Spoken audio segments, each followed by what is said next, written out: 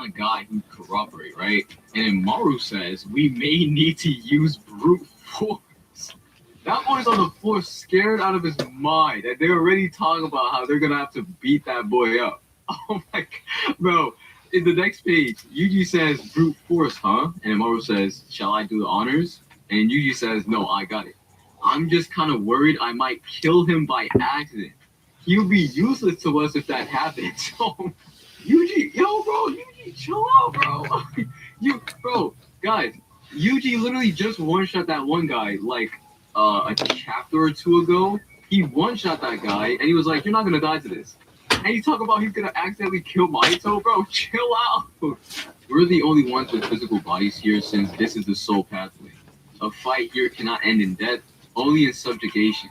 He's yours to torment. And then Yuji bends down and he's like, "You heard him? Wanna dance?" Bro, how? Bro, this is crazy. Like, Yuji genuinely looks like a demon, bro. He said, "You heard him, right? You wanna dance?" And he's like, bro, you can't even see his face right here, bro. Nah, bro, I don't want to mess with this guy.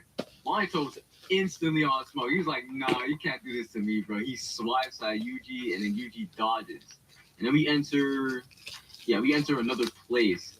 And Mahito says, "All you're doing is running your mouth without thinking about what I'm capable of." The scene shifts, and Yuji notes it. They're in Shibuya now. Oh, yeah, by the way, I just noticed, like, these scans look terrible. I hope it's not terrible for you guys in the video. Mahito touches the floor and uses Idol Transfiguration on the terrain. And then he says, "If you're the only ones with physical bodies, then you're the only ones who can die. I'll be the one leading the dance here." He uses Idol Transfiguration to push Yuji up and then shoot like a couple of transfigured, I can't really say humans, but these creatures. He shoots these creatures at Yuji, who's supposed to be like on a platform to be attacked. And the next page, we see like the huge impact, and it says Idol Transfiguration. All right, so this version of Mahito, like, he's not impressing me at all. I'm not gonna lie, like, this is just some basic stuff. But he should be stronger than he was before, right? Because he's saying you're running your mouth without thinking about what I'm capable of. So Yuji shouldn't know how strong he is now. The thing is, like, why isn't he using his other form? You know what I mean? Like, isn't that way stronger than his base form? Okay, in the next page, Mahito is explaining what's going on. He says, "This whole place is made of something close to souls. Everything around me gets affected by my technique." All right, I'm not gonna lie. At first, I thought Mahito was literally using Idol Transfiguration on, like, the floor, but actually what's going on is that everything is made out of something close to souls, so he can manipulate and transform everything there. Then we see Mahito about to charge up a domain expansion, right? Because we see the hands in his mouth, and he says, "I'll tear that youthful face of yours to pieces." And he says, "Domain expand," and then we see like a splat. The next page starts with his tongue ripped out, and he's like, "Huh?" Actually, it's not only his tongue. His tongue and the fingers he was using to use domain expansion are ripped off. He's shook. And then Yuji just breaks out of, oh my gosh. No. This gotta be my thumbnail, right? This is ridiculous. Yuji's standing still, and he's slashing up everything that came after him in the waffle like way at like Sukuna, including Mahito. Like, Mahito got utterly obliterated. We get another double spread, and we see Mahito's face. He's shook. And then Yuji walks up to him. He's like, "Huh, were you always this weak?" All right, this is crazy. Okay, I have to say this outright. I was seeing people downplay Yuji even before we saw something like this. They were saying Yuji would get diffed by like Yuki. Yes, I'm not joking. Someone said Yuki. So now we're just seeing Yuji just absolutely no diff the version of, like, he would generally one shot Shibuya Yuji. He would probably one shot Culling Games Yuji as well. Anyways, Yuji, like, he walks up and then he like takes a section of his face away and passes it to Maru. And then Maru's like, "My apologies, I need to use you." He then uses his cursing me to basically absorb Mahito, just like he did with like the Soul Book. And then Yuji has ellipses, and then Maru's like, "Something wrong?" Yuji says, "It's just, I was wondering if he messed with my friends who passed away." So funnily enough, like I was saying last chapter, where Mahito probably had conversations with a whole bunch of people from Jujutsu High after they died, Yuji's actually worried about that. Maru then says, "Don't worry, conflict between souls doesn't make much difference in this place." And Yuji's like, "Huh? That may be, but this guy's technique is just the right thing for this place. And that's why we need him, isn't it?" Maru then replies, he says, "He doesn't possess the necessary curse energy anymore. And he only got his power back for a moment because of my technique. That's all." I got spoiled for the Maito part, obviously. Like, that was literally everywhere on Twitter. And people were saying that this isn't a feat because Maito didn't have curse energy or anything like that. Maru just plainly says, Maito got his power back in that fight, and then Yuji just flowed with him. As Yuji and Maru walk to the door, Yuji's like, "Well, you seem to know everything."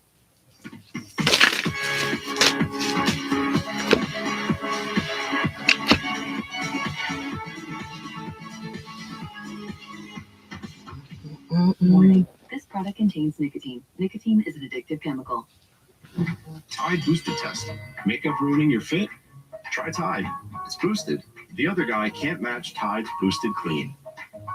Looks like we passed. Yes! It's cleaner, whiter, brighter, and fresher. It's got to be Tide. Who's it? It's the exact same dress my mom wore. Yeah, I found it on eBay. My daughter's in ballet. And you need a set of bun, and you don't know what set means. Exactly. This will keep her hair sleek, and this will keep it cute. Get beauty from people who get beauty. Only at Sephora. I need to find my wife. The world outside is simply no longer survivable. Can I tell you a secret? It's never just about the bunker.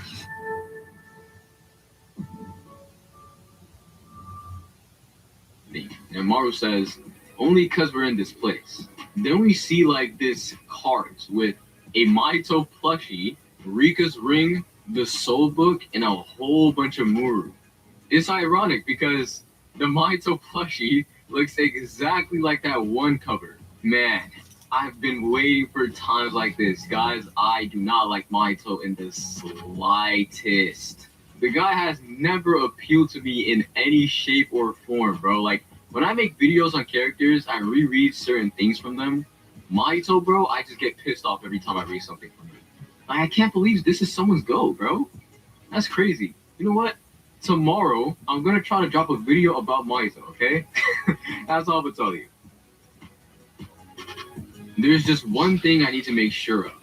What do you know about the Kallians of Earth, the cursed spirits? Cursed spirits are the amalgamation of the cursed energy that leaks off of humans. And this phenomenon is mostly unique to Japan. So for a world where cursed spirits won't be born, we have two choices. First, ripping off cursed energy from the Japanese people. Second, turning every Japanese person into sorcerers. Okay, so I'm pretty sure earlier in this video I mentioned that. Did I not say that? But I wonder if they're going to talk about the heavenly restriction, but we'll just continue reading. The second option assumes the newly made sorcerers will make sure their cursed energy circulates within their bodies. And since they'll use up their energy when they use their techniques, the amount of spilled cursed energy will be minimal, right? And Yuji says yes. Yuji then thinks to himself, he's like, he figured all of that out just from Yuki's secret notebook? How convenient. Okay, this is worded very weirdly. It's either we take this at face value where Yuji's like, oh yeah, that's very convenient. I don't really have to explain everything to him. Or Yuji's onto this guy, right? Like, I don't know. We'll just continue going. I don't think the second option will work. The damage caused by cursed spirits will be substituted by the damage caused by the new sorcerers. But wouldn't the first option also come with its own set of problems? For example, it caused more physically gifted people like Tsurugi to be born. All right. So this is genuinely the conversation we're having. And those people might give in to malice too, leading us to the same conclusion. Yuji says that won't be an issue unless someone is born with exceptional curse energy or technique. If that's the case, we are proceeding with the removing curse energy from Sumerians and the Japanese people plan, right? Wait, they're taking it away from Sumerians as well? Okay. Yuji's actually wondering the exact same thing. He's like, but cursed spirits aren't born from Sumerians, are they? And then Maru says, if we were to only remove it from the people of Earth, it'd cause problems in the future.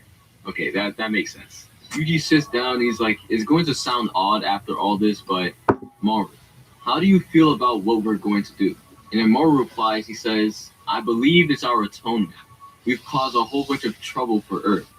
If nothing else, I hope people are glad they crossed paths with us and feel like the world's a little bit better because we were here.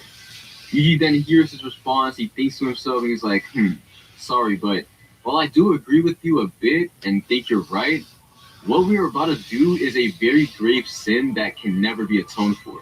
We are throwing away a possible future just to be safe. For instance, research into cursed energy has been stagnant, but the arrival of aliens should have given it a huge push as a new energy source. We may run out of our current resources in a few centuries, and cursed energy may be our sole way out. We're throwing that away, and we'll be tinkering with people's bodies without their consent. That's not a thing to be proud of. The thing about this conversation, other than like the tinkering with people's body, I'm talking about like using cursed energy as an energy source. Bro, we've had this thing for thousands of years, and it's been public information for decades, okay? And decades later, kids are getting kidnapped for it. You've got all this time to do all this like research and all this stuff, bro. Like, we can get rid of it because so far it's just been a net negative. It could have had the potential to be even better for us, but it just hasn't. We all remember that scene at the beginning of the manga, bro. Like, that was just insane. And that's coming from people trying to research this energy source. Again, we're talking decades after it became public information. Maru's like, then what should we do? And Yuji's like, nah, it doesn't matter what I just said, because even so, we will do it.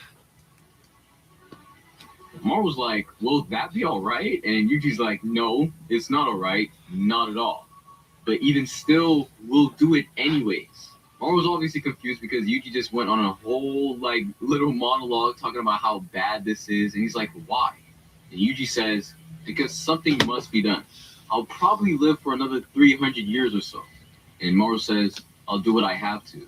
And if it is the wrong thing to do, I'll be around to suffer the consequences.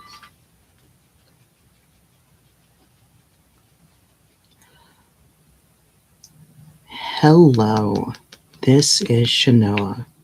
Now, regarding your question, you want to know if you should remain alone and focus on yourself and focus on moving on before you get yourself involved with someone else. Going by your cards, it does show that you're still in a great deal of grief from the first card being Five of Cups.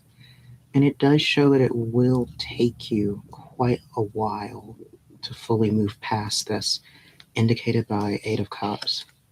For your immediate future, represented in the final card of Queen of Swords, it does indicate that you need to be on your own for a while. I'd say over the course of a season at the very minimum, before you can be in a better place to try a relationship again. If you want further details on what your next relationship will be like, who this person will be, as well as other options you might have by the end of spring, give me a call or send me a message.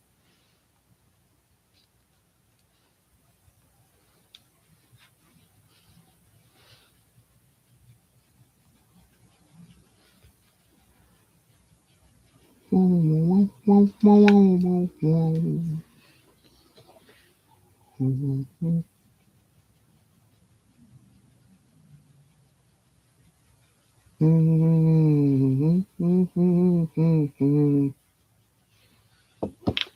think it's described.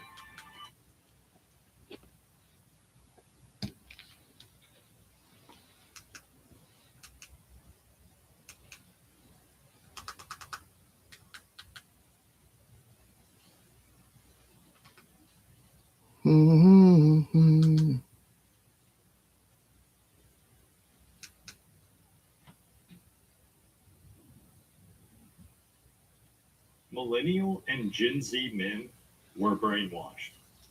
And we're still actively being brainwashed now. Now, I don't think there's necessarily a secret cabal of elites.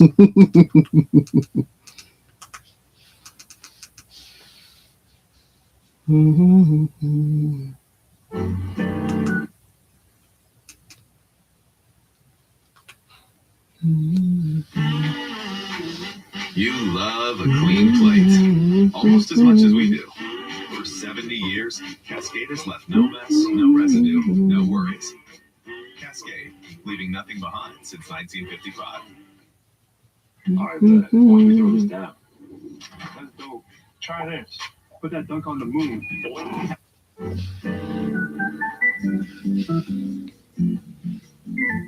Good afternoon, gang. Thank you very much for joining me today. Well, the rise of the fake dating profile. We knew it was going to happen. Women are already using photo filters to take their pictures.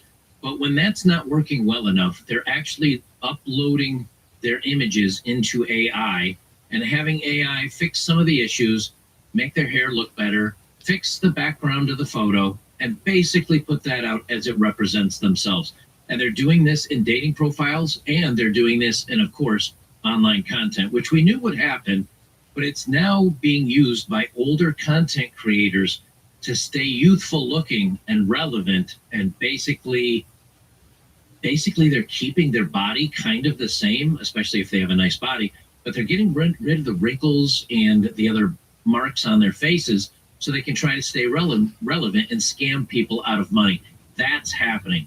So I'm going to talk about that today. The other thing we're going to talk about, just because it's not good enough for a long segment, but I do want to tack this on at the end of this video, is the Winter Olympics. They had 10,000 rappers for the gentlemen, let's say, 10,000 rappers to help prevent pregnancy, because for some reason YouTube, I got to keep this YouTube friendly.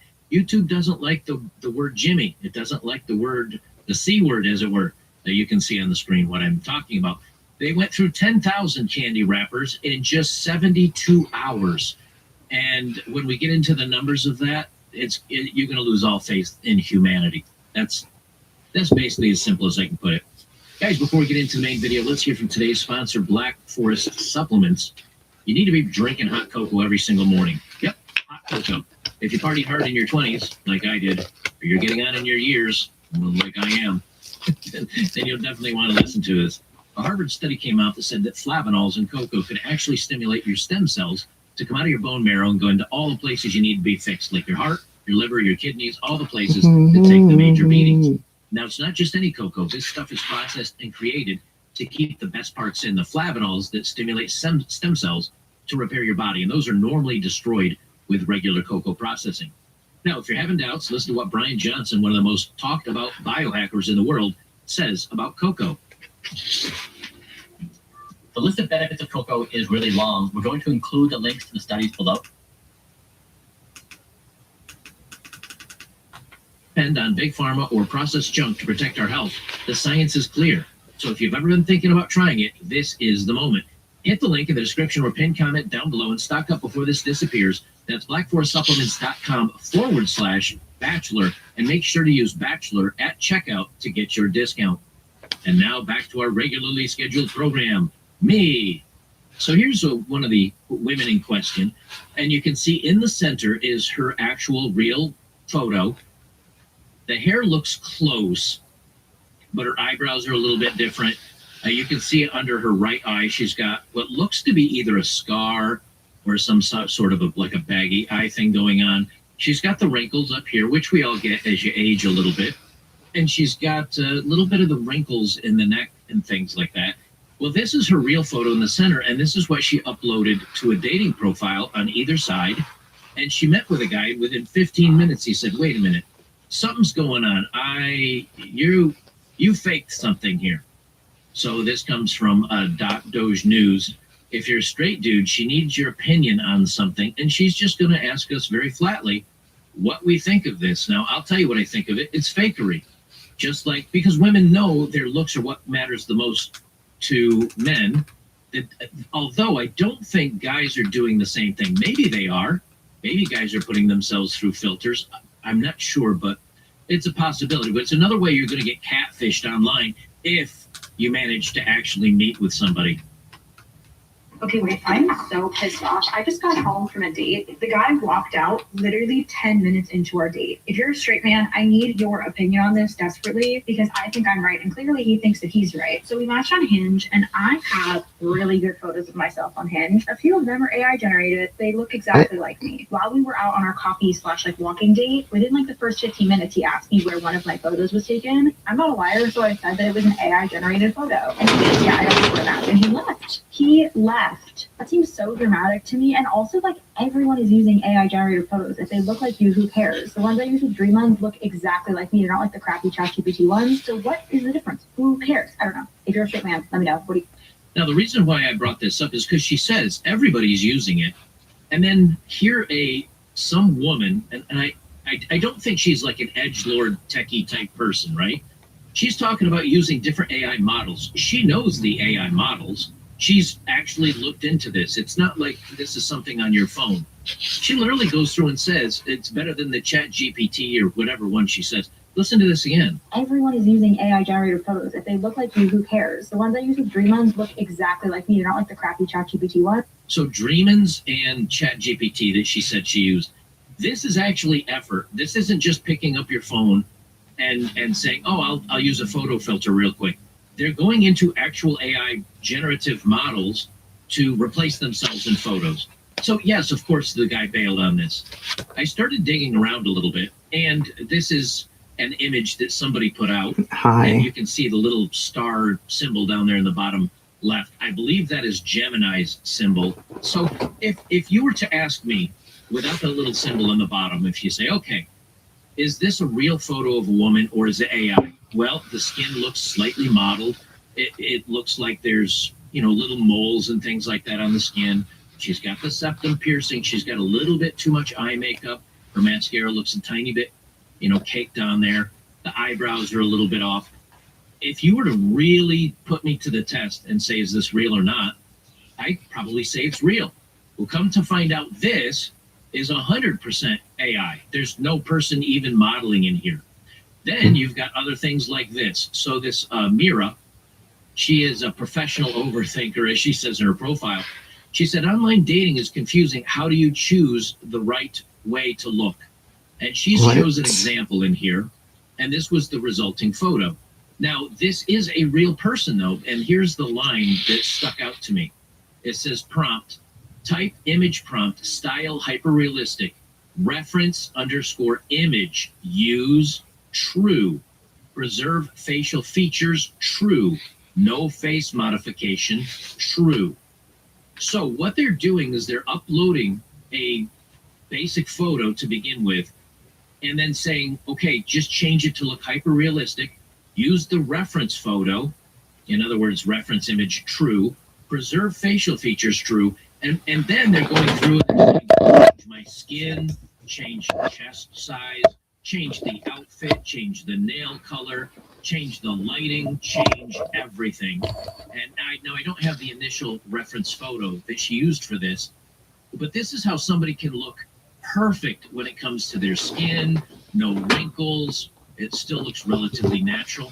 This is all over the place on X. All I did is type in dating profile fix AI, and this is what, there's hundreds of these prompts. It's nuts. It's just nuts. This rave ant says AI edit versus real picture. Taking a selfie after crying, AI fixes. I'm not scared to show what a human really looks like. So this might be a picture where she snaps a picture off, and you can see modeled skin. It's very shiny. You can see wrinkles above and below her eyes, around the mouth, things like this. And apparently she'd been crying. And she just snapped AI to fix it up, and it's not even a filter. It can be done after the fact.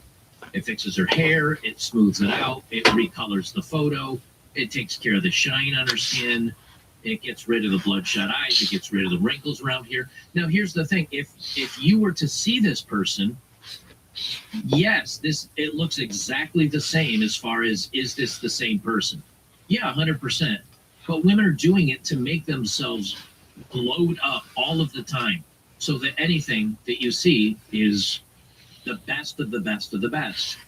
Then you've now got content creators that are using this to save their failing careers, these Only Fools content creators and Instagram models. They're using it to take themselves from looking 35 down to 22. Now, they're still in good shape. They still are very curvaceous. They have nice bodies. But they're using the AI to bring them back in time 12 or 13 years because men naturally like women in their early 20s versus the later years. Anyway, they said, and this is a story from 2022, but they refreshed it just at the end of 2025. So this is still a current type story. They have done an update on it. Apparently, they did the story when AI was first coming out, and now that it's improved so much, people can't tell the difference in real or fake anymore. They say being a full-time social media influencer has become one of the most desired career choices for young people all over the globe.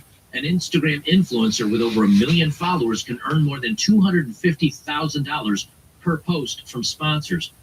They say a couple of months ago, we were shocked to learn that a model, Olivia Casta, had risen to #1 in our top 25 list. She appeared out of nowhere, and many people began to question whether or not she was a genuine person.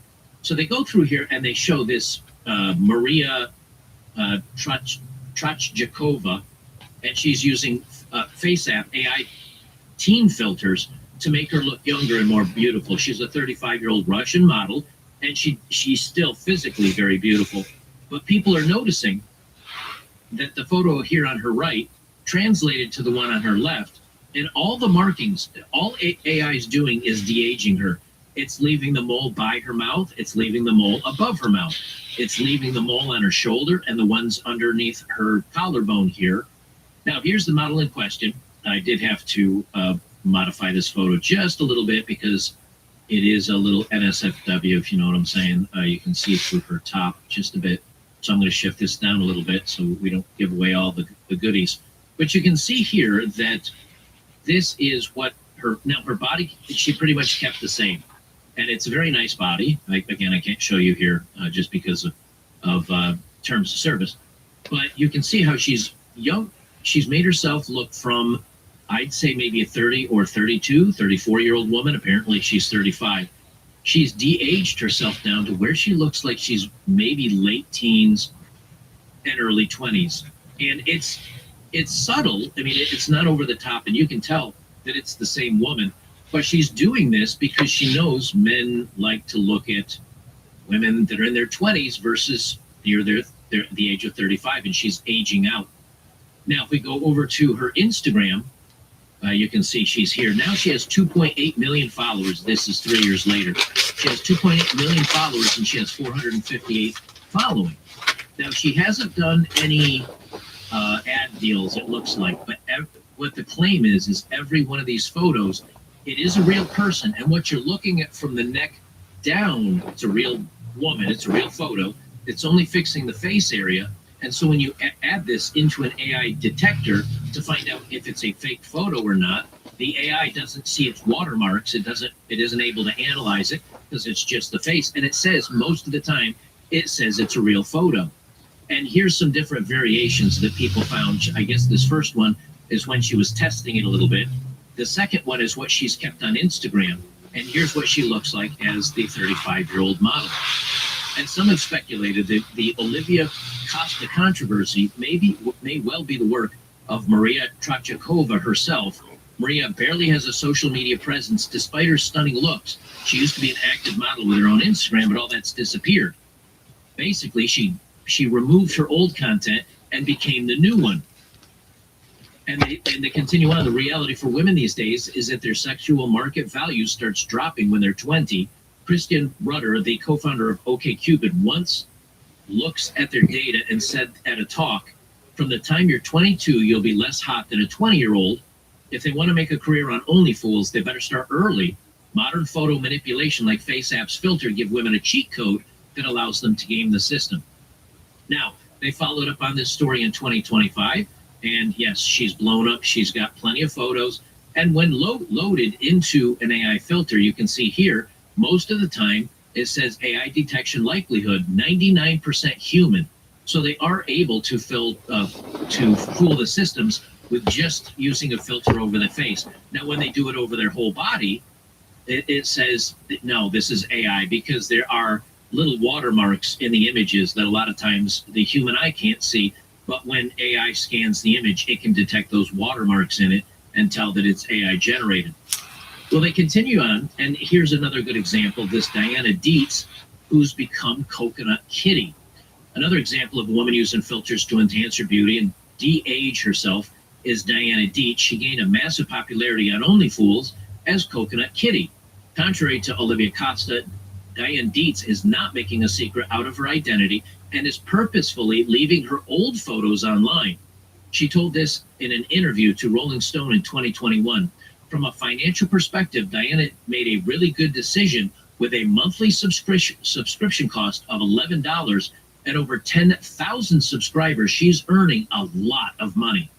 And here you can see on the right, or I guess as you're watching this on the left, you can see what she naturally looks like.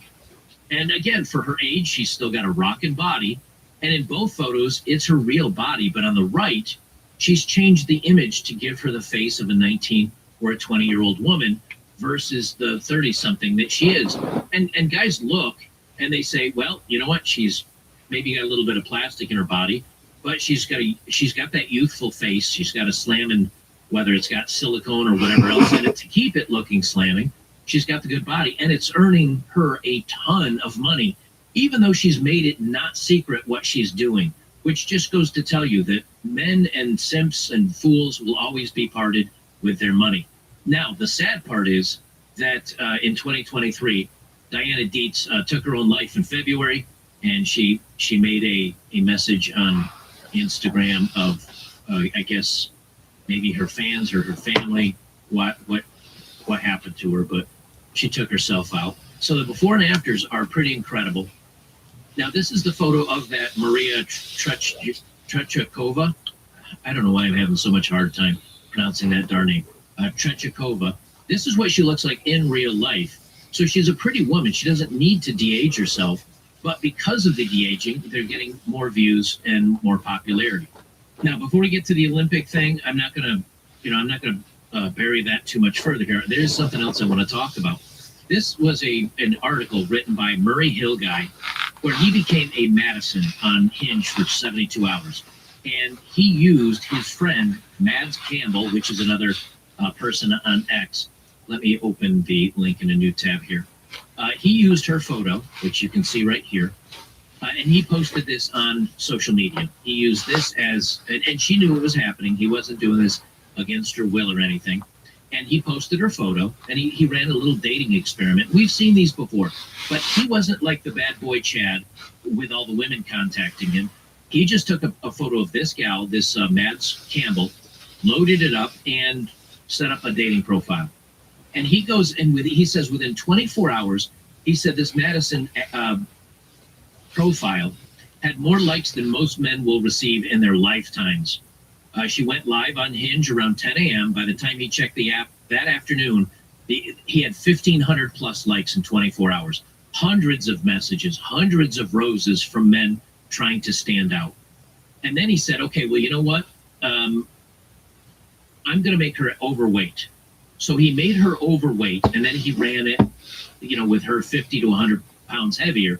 But at this point, he got kicked off Hinge. He wasn't allowed to be on Hinge anymore because someone reported him because he was doing this in a series of posts on X, and some butthurt feminist probably called and got him kicked off. So he did this portion. He did this experiment as her as a 50 or 100 pound heavier, same face. He ran it through AI, I guess. And he did this on Field, and she got 500 likes in 24 hours. Then he put her on non-Jewish. He took non-Jewish Madison and put her on JDate, which is for Jewish people only. And it says, I'm willing to convert. I'm not Jewish, but I'm looking for my Jewish king. And same thing, thousands of likes, thousands of interactions. And he came to the result. The women are getting all the choices. They're trying to filter out good guys from bad guys. They get over inundated. They have so many choices. You've got a 1 in 15,000 chance of getting noticed. And on the guy's side, crickets, nothing. Spending all your time swiping and swiping and swiping with no results. And in the end of the day, the women feel like they're rulers of the world. They've got too many choices, and it inflates their ego to the stratosphere. And for the men, they feel bad about themselves. They feel unloved, unwanted, undesirable, and it sends them into a tailspin. I've done plenty of videos on this, but please, guys, please get off the dating apps. Okay, so here's our last segment, little thing I'll talk about. Gone in 72 hours, the Winter Olympic Village runs out of protection. 10,000 packs of these things were used in 3 days. So, if you think about it, there's 3,000 people in the Olympic Village. They actually have it. They break it down. And so let me just read this. This is such a black pill. All these people are not single.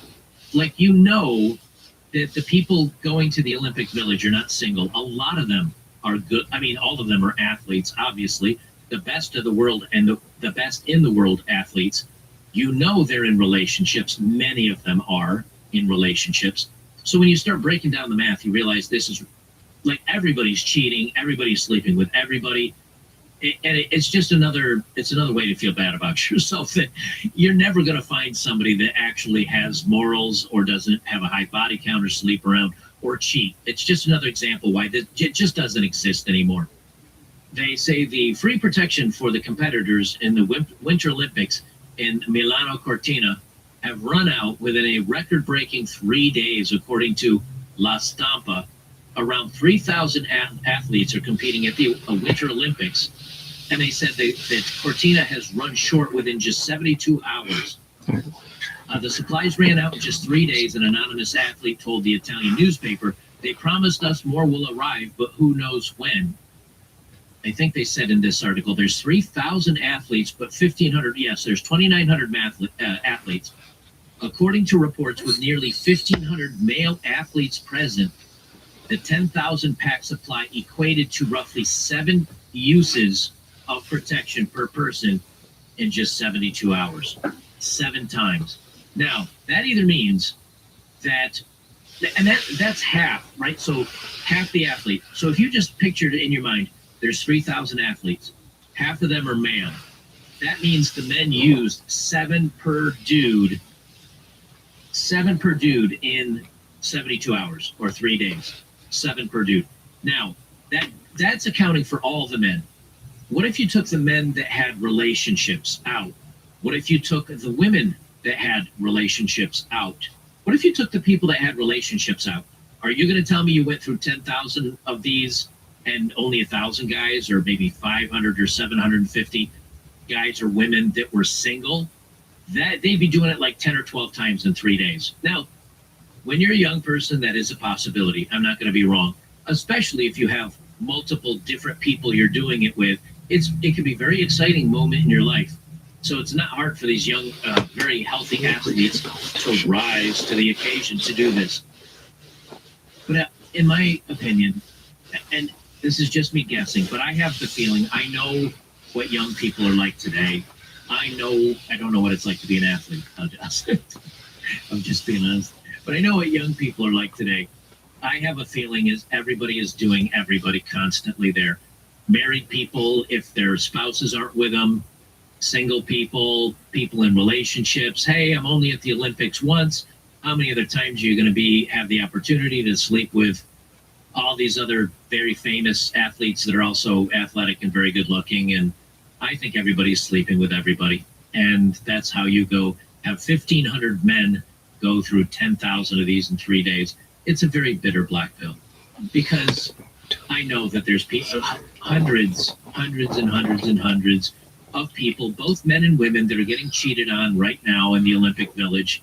That many of these guys and women are being with multiple people all together, all over the place. And it's just sad. It's just a very telling place where we are in society today, where you can go through 1,500 people can go through 7 or 8 times in just 3 days, and they're mad about it. And then, hey, what's going on? What do you want to know about?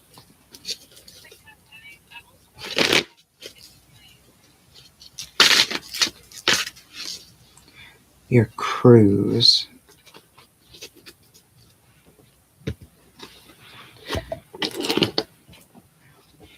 When is the cruise exactly?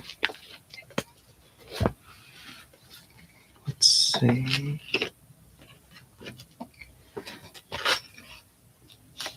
Hey, what's your dating life right now? It seems like something is coming up for you there, leading up to the cruise. Okay, you're there. You will make it there. It does seem like you'll have a good time. You'll meet. And I keep getting a lot of men showing up for this. Okay. Gee.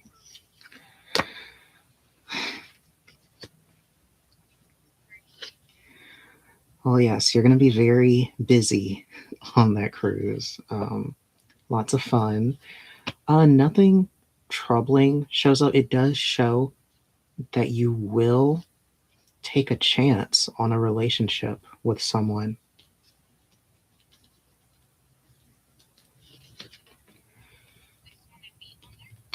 Yes.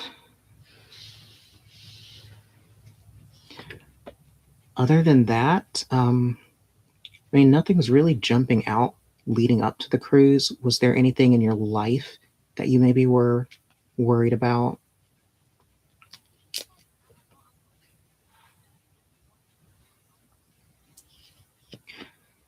Are you a student or are you just working?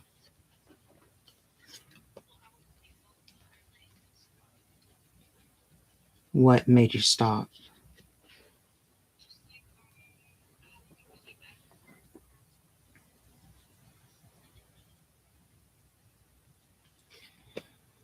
Okay. Yeah, I am seeing that kind of pop up. Do you feel like you could resume what you were doing?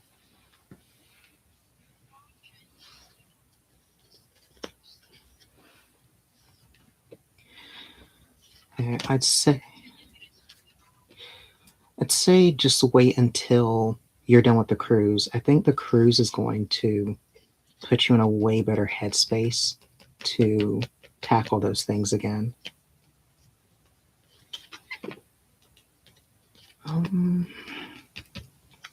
Yeah, just nothing. Ooh.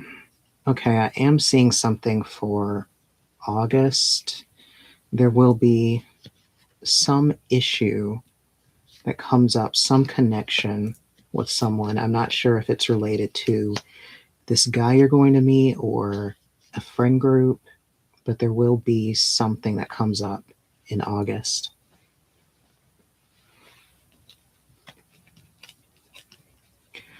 Like a significant enough problem that it would show up. Let me see the card. It'll be something that will threaten to kind of affect your mood again, kind of like recently, but I think you'll be able to handle it.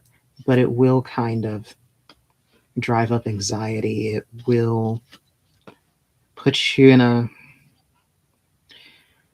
Let me see the details. It will be something related to a track record or a history with someone. So someone's behavior or something that they're lying about to you. I feel like it's talking about the guy that you're going to meet.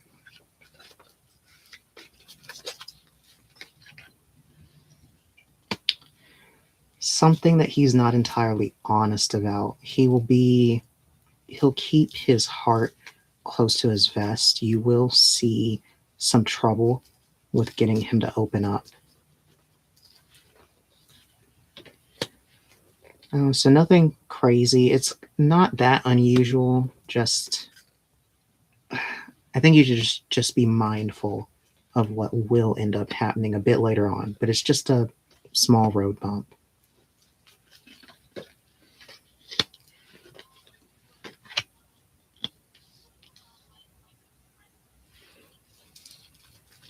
And what do they think? Okay, I don't get why it just keeps throwing up stuff about men with you. So they think you really need like a boyfriend or that you just need someone in your life to help you. Other than that, they recognize that you put your best effort into things, that you're working hard. Nothing negative. They seem to have a good opinion of you. Are they going with you to the cruise? Oh, that's okay. So that's why so many guys keep popping up. So y'all are probably going to be very popular at this event. Let's see. How many of you are going? Okay, 3. Hey, I only see small drama in December, but that's pretty normal. What's your family like?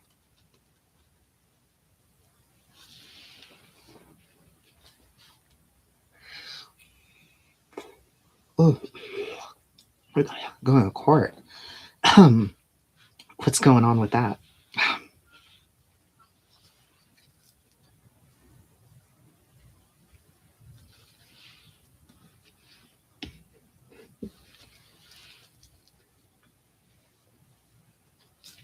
Okay, well, that's definitely what's showing up for December as far as the drama involving multiple people. But I think you're kind of ready for that, it seems. And going into next year, it seems like things will get easier for you next year. There will be another family issue, but I think you'll be back in the flow of your usual stuff, so it shouldn't be too much of a downer for you. Is there anything else that comes to your mind?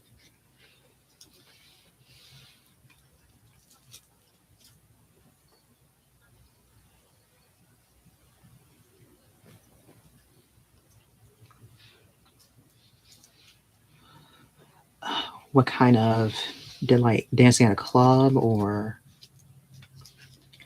ooh, have you done that a lot?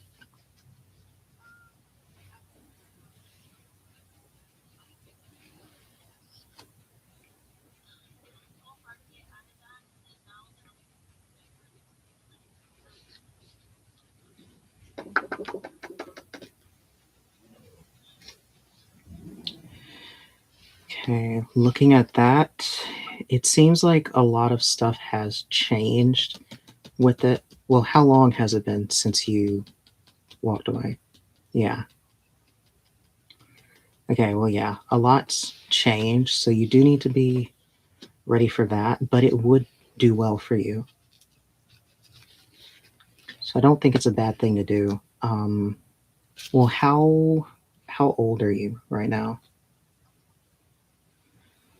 Okay, that's what it's getting at is it will be good for you, but you will get the feeling that you probably will need to kind of move. You will have more of a plan when you revisit it where you know you don't want to stay there. So I think the best thing usually with dancers is they make their money and they get out, like they have a plan, you know what I mean? So I think you're in the right mindset to do that when you go into it again.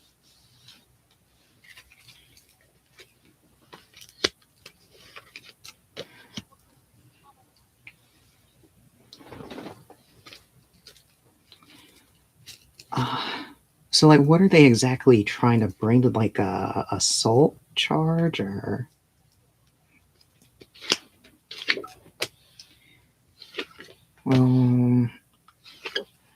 It doesn't seem like they can really push much there. I mean, how are you usually with your family? Like, are you usually the more laid back one or?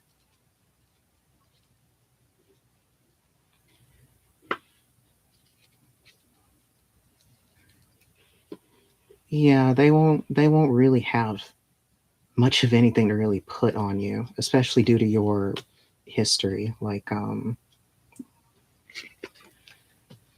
so yeah, I wouldn't worry about that. It's just going to be annoying.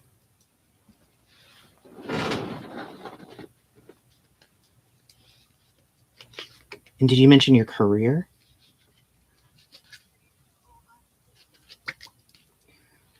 Okay, let's see. The nursing looks good, so don't give up on that. So yeah, that'd be the best thing. If you revisit dancing, do that.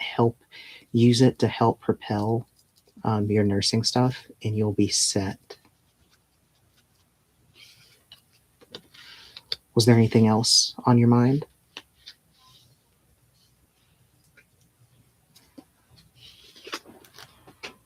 A general advice, it seems, is a signal for you to just enjoy yourself above all else through all these events. Just make sure you're enjoying your time.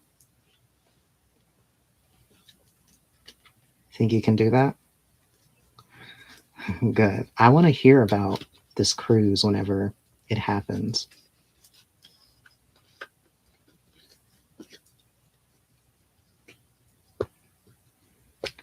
I think you're going to have a lot of fun. But yes, please tell me about what happens and what guys you meet.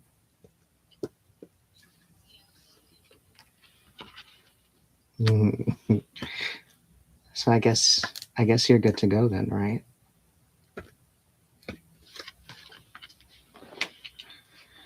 Oh my God, yes. I don't believe, I just perceive.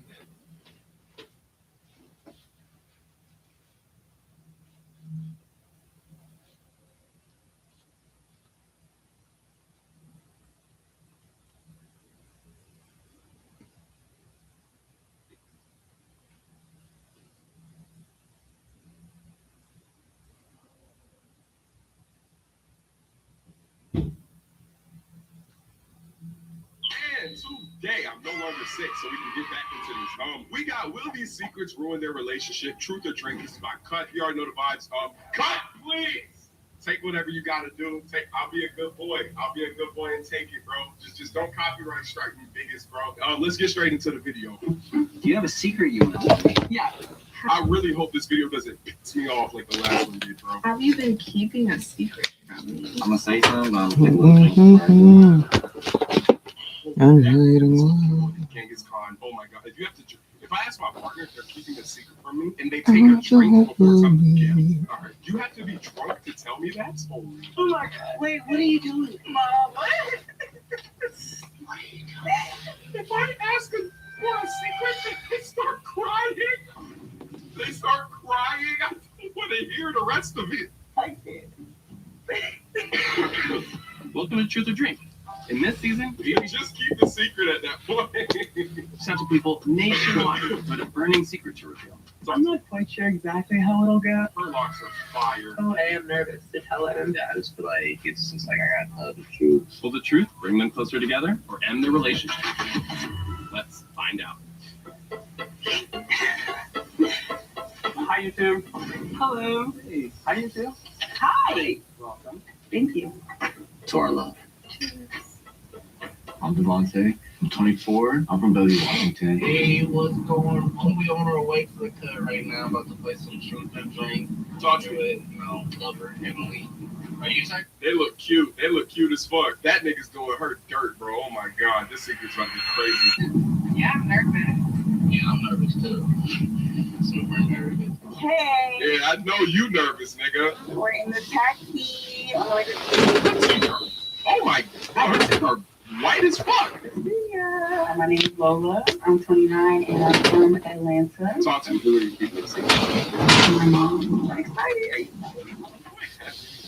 Seriously, are there any secrets that I'm keeping from y'all niggas? Let me really try the Lord drop right now. Guys, I know there have been moments. I know I actually, in fact, don't have perfect chisel and tact. I know I'm reading.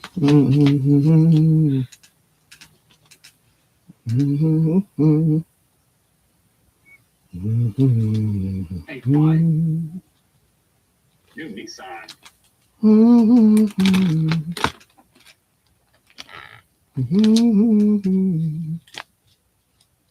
Welcome back to the Papa Mate channel. How you doing? How you doing? Coming on Seventh Advocates today, we're talking about everybody's favorite relationship status being polyamorous. I don't know. Is that polyamorous? Poly. The clothing brand Reformation has launched a new divorce collection to celebrate divorce. If you're not familiar with Reformation, it's like a mid-tier fashion brand, so it's not going to be a mall brand, but it's not going to be a luxury brand either. I personally think it's overpriced, but it kind of meets the needs of women who want something more luxurious than what they would find at the average. Did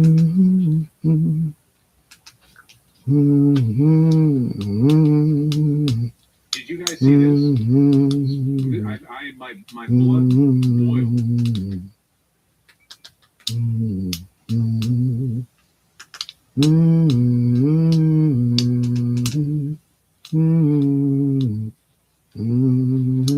About a month ago, Professor Jay released a video on his YouTube channel, Predictive History, called Game Theory Number 1, The Dating Game. That video now has over 500,000 views and has been widely shared and referenced in other videos. When I posted my own video recently about the causes of fertility decline, someone even linked to Professor Jay's video in the comments of that video. Today I want to talk about what I think Professor Jay got wrong in that video and what a true game theory-based analysis of modern dating and marriage actually looks like. At the beginning of the video, Professor Jay explains what game theory is. He describes it as a way of predicting how a scenario will play out by identifying the players, the rules and constraints, and the incentives, and then using those to predict how individual players are likely to behave. He's right that you need to consider the players, the rules, and the incentives. The problem with his analysis is that he never explains how to understand and correctly identify incentives. When you don't have a coherent framework to determine which incentives actually motivate people, which kinds of incentives are relevant in a given scenario, and which order people will prioritize those incentives in a complex situation with multiple competing incentives, each encouraging a different course of action, you can end up drawing conclusions that don't make any sense. Yeah, I'm good. What about you? Game theory of dating video. He goes through this whole scenario where you have 5 ladies and 5 gentlemen, and they all want to get married. From there, he explains how individual players optimizing for their own success leads to a collective outcome where no one succeeds. In his model, men are optimizing for sexual access to the maximum number of women, while women are optimizing for status.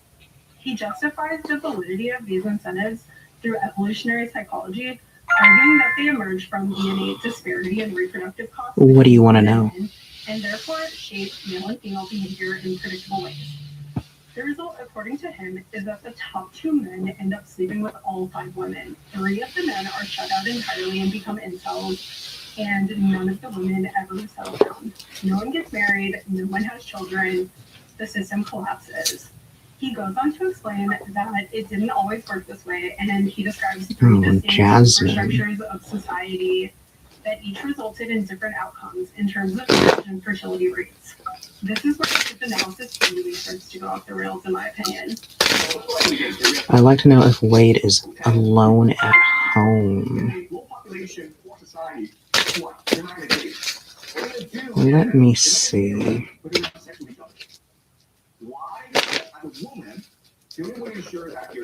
Since that's a yes, no, just give me one more credit.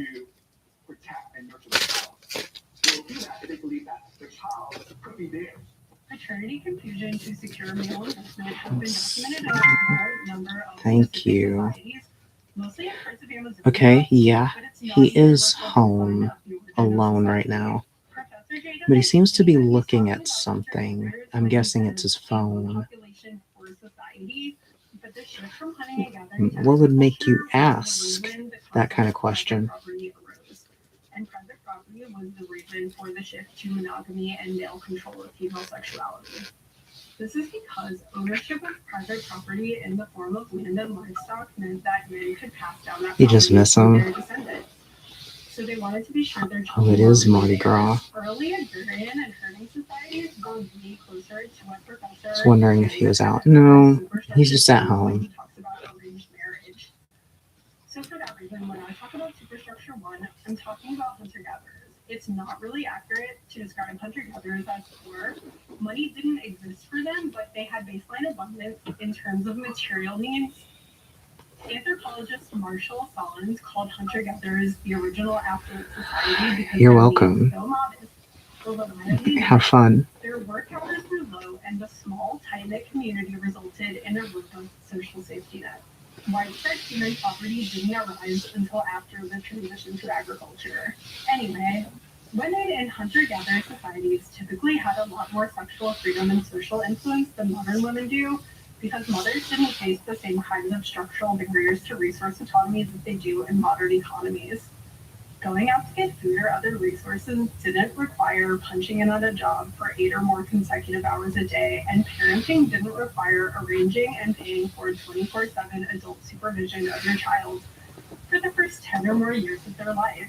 Hunter-gatherer moms could bring their children with them on foraging expeditions if they were small enough, and once they were around 3 years old, hunter-gatherer children spent their days in largely unsupervised, multi-age playgroups, engaging in imaginative play, exploration, and imitation of adult activities.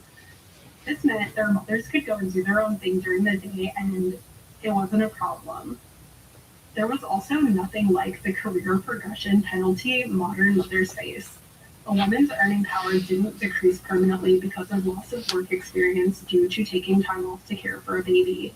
Because of all of this, men didn't have much leverage for controlling women. Hunter-gatherer societies varied widely in terms of their norms around sexual relationships. Some were very promiscuous, while others had more of a serial monogamy situation going on. Either strategy was workable, but the one thing most hunter-gatherer societies had in common was that their society was organized around kinship, care, and group inclusion, rather than nuclear families or rigid paternal obligation. In most cases, residence and child rearing were female-centered, with women remaining close to their mothers and sisters and raising children cooperatively. In these systems, paternal investment was not strictly necessary for child survival, because caregiving and provisioning were distributed across extended kin networks rather than concentrated in a single male provider. From an evolutionary perspective, this arrangement makes sense. Investing time and resources in the offspring of your sisters or daughters increases the likelihood that shared genetic material continues into future generations. Women had a much more social influence in this type of society than in a patriarchal society, because remaining with their female relatives meant that they had greater interpersonal cooperation and social cohesion than the men in their group. In order to find a mate, men would typically leave their families of origin and join another community built by a group of women who had known each other their entire lives. Men who wanted a place in that community had to conform to the social norms and behavior expectations set by the people in the group with the most social influence, which were the women. These behavioral norms were mostly egalitarian, centering the needs of mothers, babies, the elderly, and other vulnerable members of the group. They were enforced socially, with violations typically resulting in loss of status or, in extreme cases, ejection from the group, usually temporarily but sometimes permanently if the offense was serious enough. It's believed that societies didn't start becoming patriarchal or patrilineal until they started farming or herding livestock. This is the second superstructure of society that Professor J talked about with arranged marriage. The shift to male ownership of private property and the resulting system of patriarchal inheritance meant that women would leave their family of origin to join their husband's family, thereby becoming socially disempowered. Under patriarchy, women were isolated from their female relatives, confined to the home, and barred from accumulating material leverage or social influence. Women typically had no choice other than to get married because they had no other economic prospects. Once married, they had no exit options or ability to say no to anything their husband or his family told them to do. The power imbalance inherent to marriage in a patriarchal system meant that for men, the benefits of marriage hugely outweighed the risks. A man who got married would get basically a domestic servant who would have sex with him whenever he wanted and bear his children, as many children as he wanted. Children were economically valuable because they could do manual labor starting at a relatively young age, and there was no social expectation of parental investment into children beyond providing survival basics. And women got married in the system because marriage was their least bad option. As a woman in a society, you either get married or you find a way to live without access to any material necessities such as food or shelter because you can't get a job. Your parents don't want you to stay in their house forever, and when your parents die, their house and all of their stuff is going to your oldest brother and not to you. That's patriarchy. This brings us to the third superstructure, the current structure of society, in which Professor J says that people stopped having kids because they don't care about sex or procreation anymore, and instead, they're trying to maximize their status. I disagree with him about this, and I'm going to explain why. I've talked about this before, that the most coherent framework for understanding human motivation that I'm currently aware of is based on Maslow's hierarchy of needs. It's a very well-known theory of human motivation. It's something they teach in Psychology 101, and in my opinion, it's essential to understanding what incentives apply in a given situation. The basic idea is that the position of a need on the pyramid indicates how much is prioritized over other needs. That is, for any two needs in different levels on the pyramid, if someone's put in a situation where they have to choose between one or the other, they're choosing whichever one is lower or closer to the top of the pyramid. Tier 1 at the bottom is physical survival needs such as food, shelter, and sleep. These are prioritized over all other needs. That is, people won't waste their effort chasing other needs until their basic survival needs are met. Tier 2. Once survival needs are met, people want security. They want some assurance that their survival needs will continue to be met in the future. People want income stability, housing security, and avoidance of unfavorable legal consequences. Also included in this tier is autonomy, freedom from coercion or dependency. People want to be able to refuse bad deals, unwanted work assignments, and unpleasant interpersonal interactions. This is why people typically stay in dangerous or exploitative domestic or employment situations only if they can't leave without losing access to food, shelter, or physical safety. Once the bottom two levels are secured, the next tier is social belonging, family, community, companionship, voluntary and reciprocal social relationships with other people. That's tier 3. Tier 4 is status and prestige, position in the social hierarchy, the desire to be admired and respected. People only start worrying about status after their survival, security, and belonging needs are satisfied. Finally, at the very top of the pyramid is self-actualization. How can I become the most complete and authentic version of myself? Keeping all of that in mind, let's consider the actual incentives at play when it comes to dating and marriage for men and women in modern times. As for the benefits of marriage, you get someone to share the responsibilities of adulthood with in terms of bills and domestic work. You get companionship. You get to have children and watch them grow up, which a lot of people find really meaningful. A lot of people really value having someone to share their life with, but marriage and parenthood has also become extremely risky for both men and women. There are some risks that only apply to one gender. For example, only women risk death or disability due to pregnancy and childbirth, and only men risk being a victim of paternity fraud. And there are other risks that can happen to either gender but are more likely to affect one gender over the other. For example, married women are more likely than married men to end up doing the majority of domestic labor in addition to paid work. And they're also more likely to experience reduced earning power and interrupted career progression as a result of parenthood. Men are more likely to lose custody of children after divorce, and they're also more likely to experience unwanted or unexpected divorce. Both mothers and fathers risk becoming a single parent due to divorce, abandonment, or widowhood. And both mothers and fathers risk having a disabled child with lifelong care costs and responsibility. Both men and women risk being abused by their spouse and being unable to leave the marriage because the financial consequences of divorce would be catastrophic. Another big issue that keeps people in abusive marriages sometimes is the fear that if they divorce, their spouse would get full or partial custody of their children, and the children would then be in danger of being abused or neglected while with that parent, and the other parent would be there to look for the situation. And then there's the stigma associated with single parenting. It can be difficult to date or remarry as a single parent because most people know what a huge responsibility parenthood is, and they want a part of raising kids that aren't theirs. Not to mention that statistically, the presence of a single parent in the home is a massive risk factor for child abuse. So a lot of people don't even want to take the risk of remarrying when they have children in their home. These risks aren't just abstract ideas for people. Most people have personal experience with either their own parents experiencing negative consequences of parenthood or seeing other people they know struggle to raise children with no safety net. And TikTok is full of videos of both men and women warning others that parenthood is basically a minefield these days. When I think about modern parenting in terms of Maslow's hierarchy of needs, I don't think it's reasonable to say that people are hesitant to marry these days because they're optimizing status. To me, it's obvious that both motherhood and fatherhood in our current social structure threaten these second-tier needs like income stability, housing security, and freedom from coercion for both men and women. And because of that, I don't think status is even a factor for most people, although on the surface it may seem that way.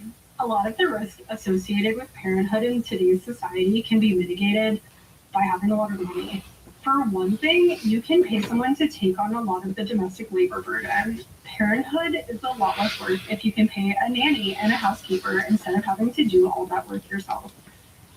It's possible to become a parent and still have time to get enough sleep, have hobbies, maybe even exercise regularly or have a social life if you can afford to buy your own time back by hiring someone else to do your domestic work. And also, the risk of falling into poverty is much lower if you're wealthy before having kids. So men avoiding marriage if they know they can't support a family, you would expect that.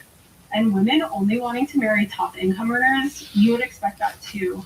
It's not about status, it's about avoiding existential risk, and it's perfectly rational. Something else to note here is that our current societal superstructure pits men and women against each other. Anything that reduces women's risk increases men's risk and vice versa. Alimony and child support reduce the risk of poverty after divorce for stay-at-home parents, but of course, the working parent has to pay for that. And when marital assets are split evenly after divorce, even though technically one spouse earned those assets through paid employment, while the other spouse contributed in the form of unpaid domestic work, for example, the employed spouse could have kept all of those assets if they never got married in the first place. So higher earners, if they want to have kids with a lower earner or someone who's going to be a stay-at-home parent, are incentivized to push for unmarried cohabitation because it limits their liability and protects any assets or wealth they accumulate during the relationship. At the same time, people who would become stay-at-home parents or the parent sacrificing earning potential in exchange for things like schedule flexibility or the ability to work from home are incentivized to avoid unmarried cohabitation at all costs because they have no financial protection in that situation. The real issue here isn't individuals being selfish or greedy. It's the fact that parents bear all of the risk associated with reproduction. The privatization of parenthood, the expectation that children are solely the responsibility of their two parents, has made the risks and costs of parenthood a zero-sum game. In the first societal superstructure, the ancestral environment, the risk of reproduction was spread out between the mother, her female relatives, the child's father, and maybe other adults in the community, meaning that motherhood wasn't particularly risky at an individual level. Mothers had a robust social safety net, multiple people they could expect to receive support and resources from in order to care for their children, so there was no reason to avoid or delay motherhood. There also wasn't stigma associated with single parenthood, and parents were likely to be able to find another romantic partner in the future if they wanted to, if their relationship with their child's other parent ended. So motherhood was not an existential risk and likely increased a woman's social status and influence because her children would grow up one day and look to her for guidance and leadership. Rather than threatening an individual's ability to get their needs met, parenthood had a positive or at least neutral effect. In the second superstructure of society, Marriage was a good deal for men and the least bad option available to women. And finally, in Superstructure 3, now that both men and women have a choice to opt out of marriage if it seems too risky, a lot of people just don't want to get married. There's no functioning incentive structure working in favor of marriage and reproduction in most modern societies. Another dynamic here is the mismatch between men's highest earning years and women's most fertile years. Women can sometimes have babies into their 40s, but the best time biologically for a woman to have babies is in her 20s, especially if she wants to have more than 1 or 2 kids. Men's sperm quality also declines with age, but overall, men are still able to father children much later in life than women are able to conceive. The biggest barrier for men's parental readiness is financial. It takes most people until their 30s to get established financially, and sometimes even longer than that, especially when people have these huge student loan debts coming out of school. A lot of men are legitimately never going to be able to support a family, and if they are, it won't be until their 30s or even 40s. By that time, it's a lot harder to pair up. People are set in their ways, and even if you do marry someone, the chance of fertility issues is higher because you're both pretty old. This is assuming you marry someone whose age is within a couple of years of your own. Of course, it's possible for a man in his late 30s or early 40s to marry a woman in her 20s, but it's not common. The average marriage age gap in the United States is 2.2 years. Only about 8% of husbands are 7 or more years older than their wives. Even if a woman wants to get married in her early 20s, it can be difficult for her to find a suitable partner because most men in that age group aren't financially established, and the ones who are typically don't feel much pressure to settle down right away. Another side effect of this is the fact that for people in their 20s and 30s, it's mostly men who aren't looking for marriage anytime soon, but are looking to date casually. The men in this category are incentivized to lie about their intentions because they know that women who are looking for marriage won't want to date them if they're honest and say they're not looking for anything serious. And so these men typically either stop trying to date because they're not having any success, or they'll start being dishonest about their intentions. Also, the men in that age group who are interested in marriage and who women would consider attractive prospects for marriage are probably going to find someone relatively quickly and then no longer be in the dating pool. Whereas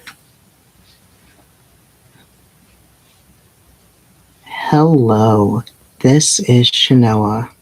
Now, regarding your question, you want to know if Will is still thinking about you and if he wants to get back together. Looking at the cards that you got, it seems that he is perturbed by the situation. He's definitely still thinking about you, but he doesn't really know how to advance it. This is represented in the primary card and in the second card, the Eight of Cups. It shows that he would like to get back together to you, but he struggles communicating his emotions to you. It does seem that he's hopeful for the future. Six of Wands, being the final card, shows that he at least can visualize both of you being together, and that it probably would require the energy between the two of you being more festive or social oriented for him to begin mending things between the two of you. So I would look towards him trying to get you in a party setting, or most likely during a vacation, since spring and summer aren't very far from us. If you'd like further details on what he might do to try and reconnect with you, as well as the future between the two of you, if you begin talking to each other again, give me a call or send me a message.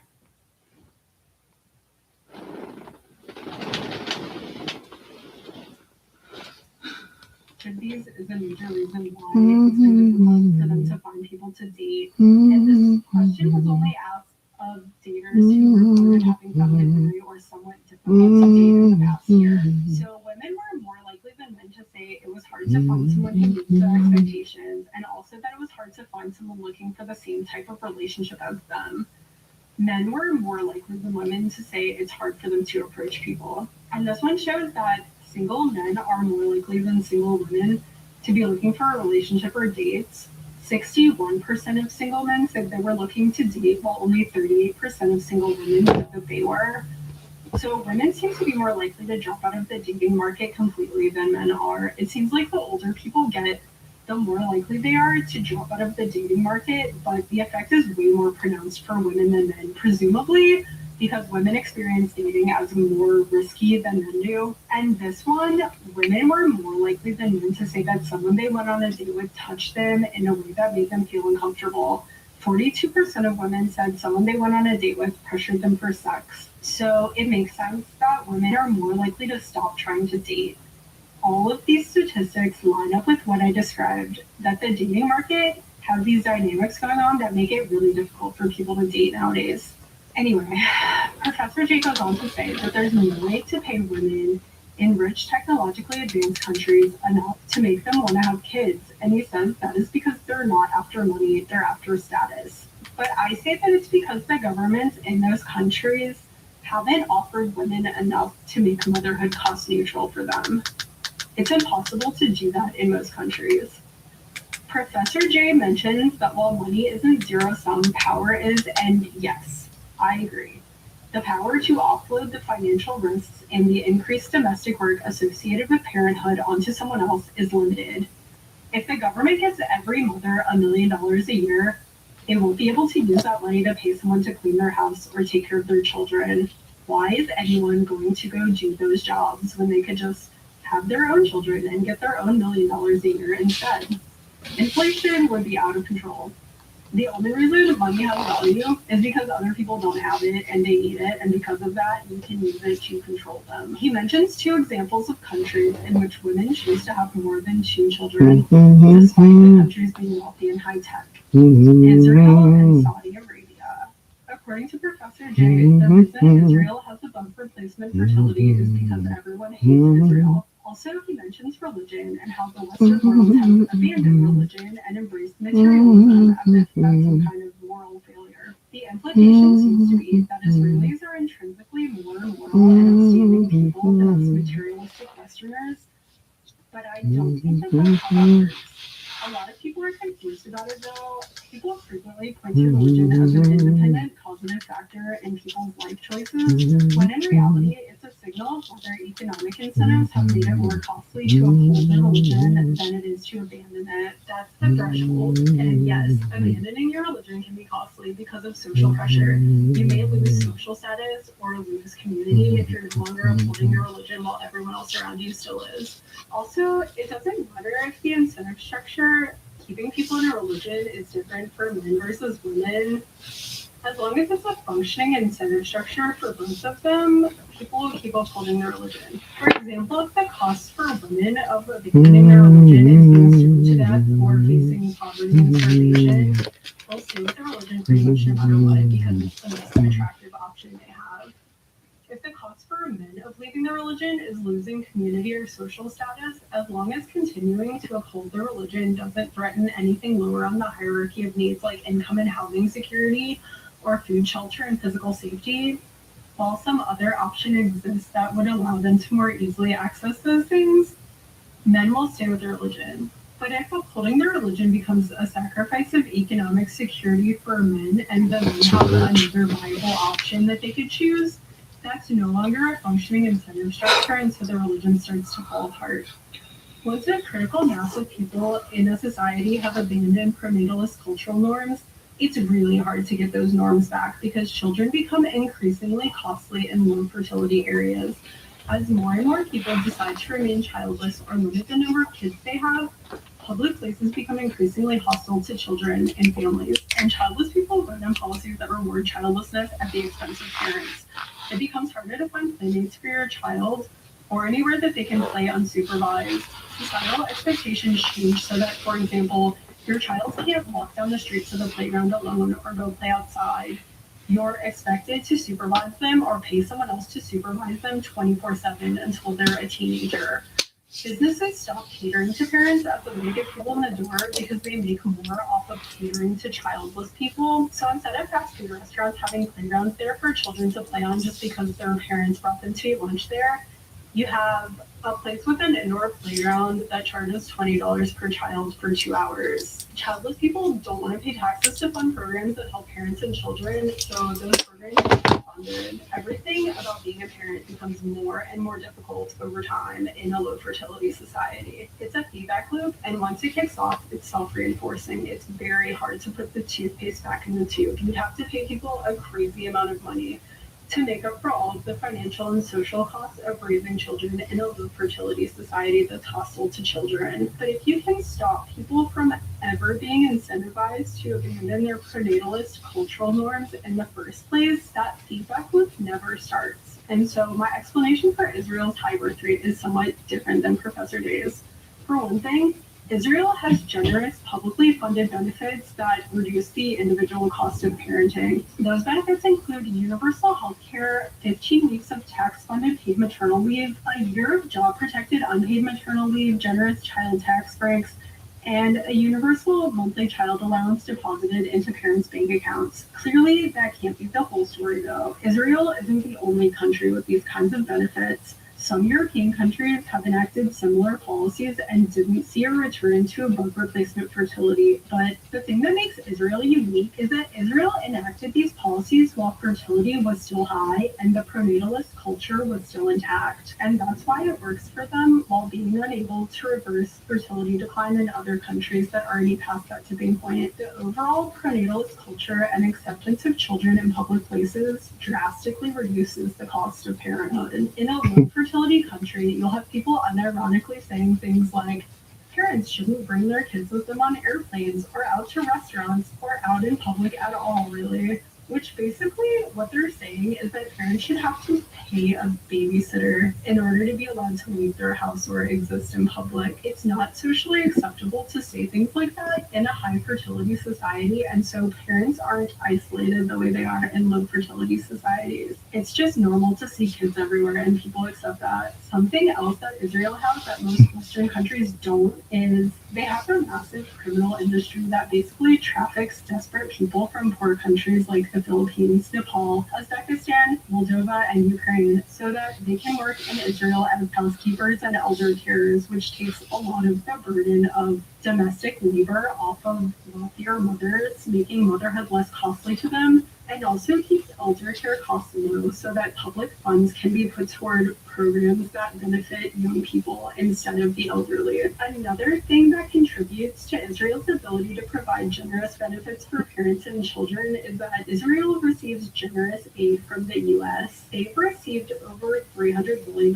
from the U.S. since 1946 in the form of economic and military aid, and since money is fungible, they're able to redirect their tax receipts toward their prenatalist welfare state rather than funding their own military. Something else I want to mention about Israel is that they have different religious groups there that have wildly different fertility rates. So the ultra-Orthodox Jews in Israel have a very high fertility rate of around 7 children per woman. And the Israeli Muslims used to have a very high fertility rate also, largely supported by public benefits paid to parents. But in 2003, those benefits were greatly reduced. People don't really like going to work and paying taxes to support other people's high fertility, especially when those people are of a different culture or they look different. That's why a welfare state is so hard to sustain. The people paying for it will get annoyed if there's a perception that too many people are free riders in that kind of a system. So after benefits were reduced in 2003, the Israeli Muslim fertility rate decreased almost immediately. The ultra-Orthodox fertility rate stayed high though. Something to note about ultra-Orthodox Jews in Israel is that people who grow up in that religion have very limited exit options. The education provided to Israeli ultra-Orthodox Jewish children, typically they're only taught Yiddish, not English, and their schooling focuses mostly on religious studies rather than science and math. So even if people want to leave that religion and leave the community when they reach adulthood, they're usually going to have a hard time with it because they're not employable. They don't have job skills that transfer out of the ultra-Orthodox community. So they stay in a religion because they have very limited exit options, essentially. Israeli Muslims, on the other hand, they're not as socially insulated as the ultra-Orthodox Jews, and their children have much better access to education, and so they can abandon or water down their religion much more easily if they would prefer not to raise a bunch of kids with no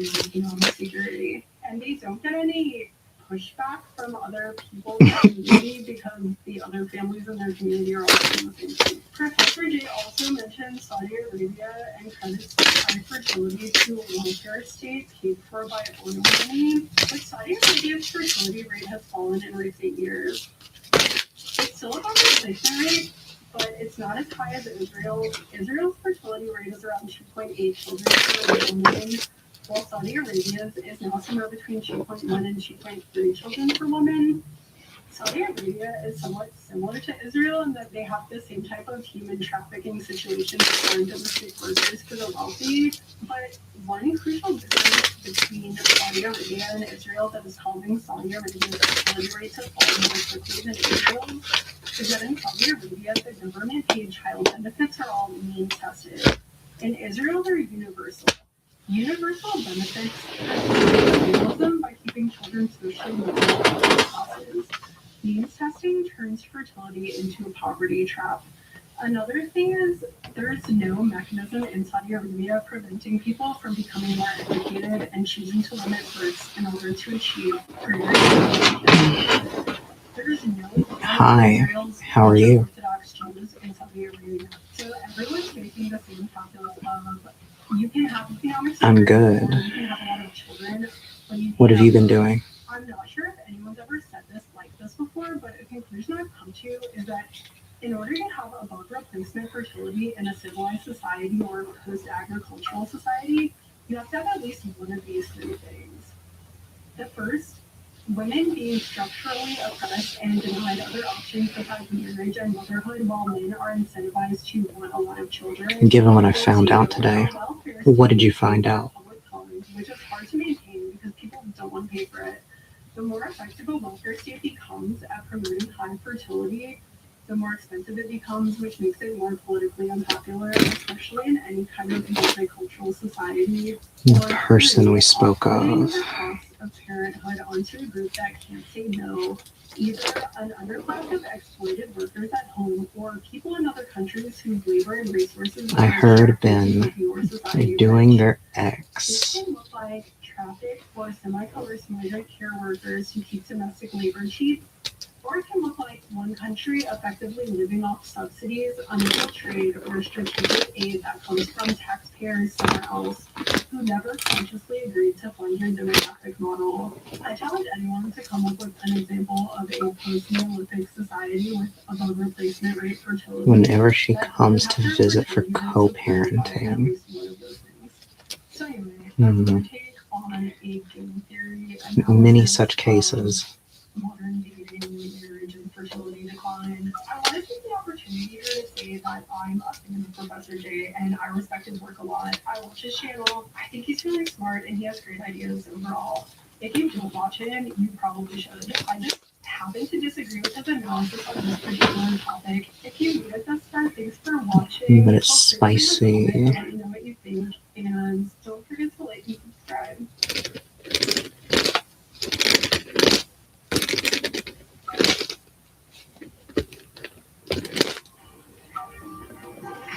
How do you feel about it?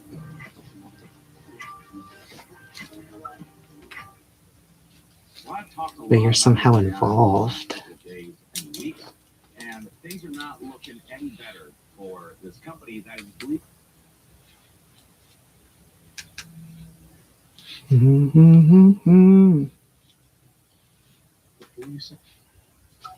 Before you send that message. Kind of weird feeling. Kind of weird, like freeing to know, but sad for them. You need to understand something that will change everything that history knows about women. Yeah. What I'm about to share with you goes against every romantic. It's like them and their ex have a toxic connection. Advice you've read. Your instincts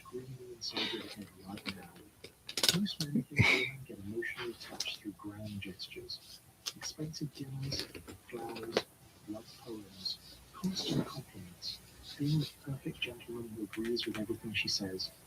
They're dead wrong. And I'm going to prove it to you through real stories, real psychology. Because it seems like he was using me to hurt his ex kind of thing, or to make her upset. Here's the truth that nobody wants to tell you. I don't care now, TBH. TBH. To the man who gives them everything. They get attached to the man who makes them feel something they can't control. Let me tell you about something that happened 3 years ago that opened my eyes to this reality. I had a client, let's call him Jason, successful guy, good looking. That's what's important, is that you feel free, regardless of what they're doing. Really interested. And within 3 weeks, they go to him, they're giving me, I see you as a friend speech. Jason would Can't trust men, and I didn't pursue it first. every morning with sweet messages. He'd cancel his plans to be available whenever they needed him. I don't think people trust each other in general nowadays. Everything the internet told him to do. And it was killing his chances every single time. So I asked him one simple question. Jason, when was the last time a woman had to wonder about you? He looked at me like I was speaking another language. Wonder about me? What do you mean? I told him everything. I'm an open book. I thought we about honesty and communication. That's when I knew exactly. He's got to figure out what he's got going on over there. See, Jason was giving these women something more dangerous. Seems like he has a. He was giving them certainty. Seems like he does know exactly what he's doing. Last time you were really hooked on something. Maybe it was a TV show, a book, a mystery you were trying to solve. What kept you coming back wasn't the answers, it was the questions.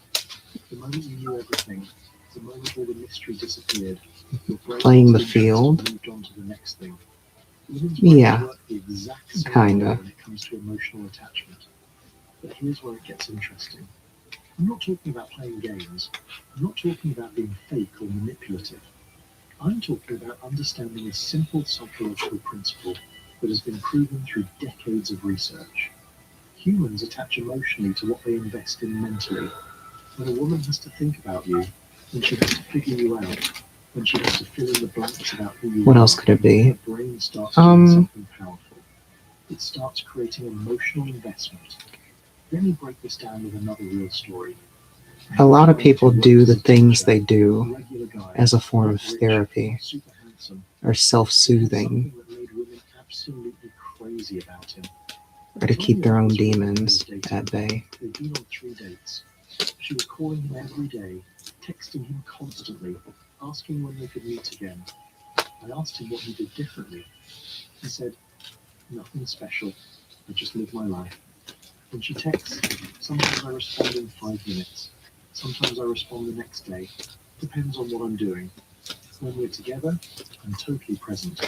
But when we're apart, I have my own life. Also, he continued, I never tell her everything. She asks me about my day.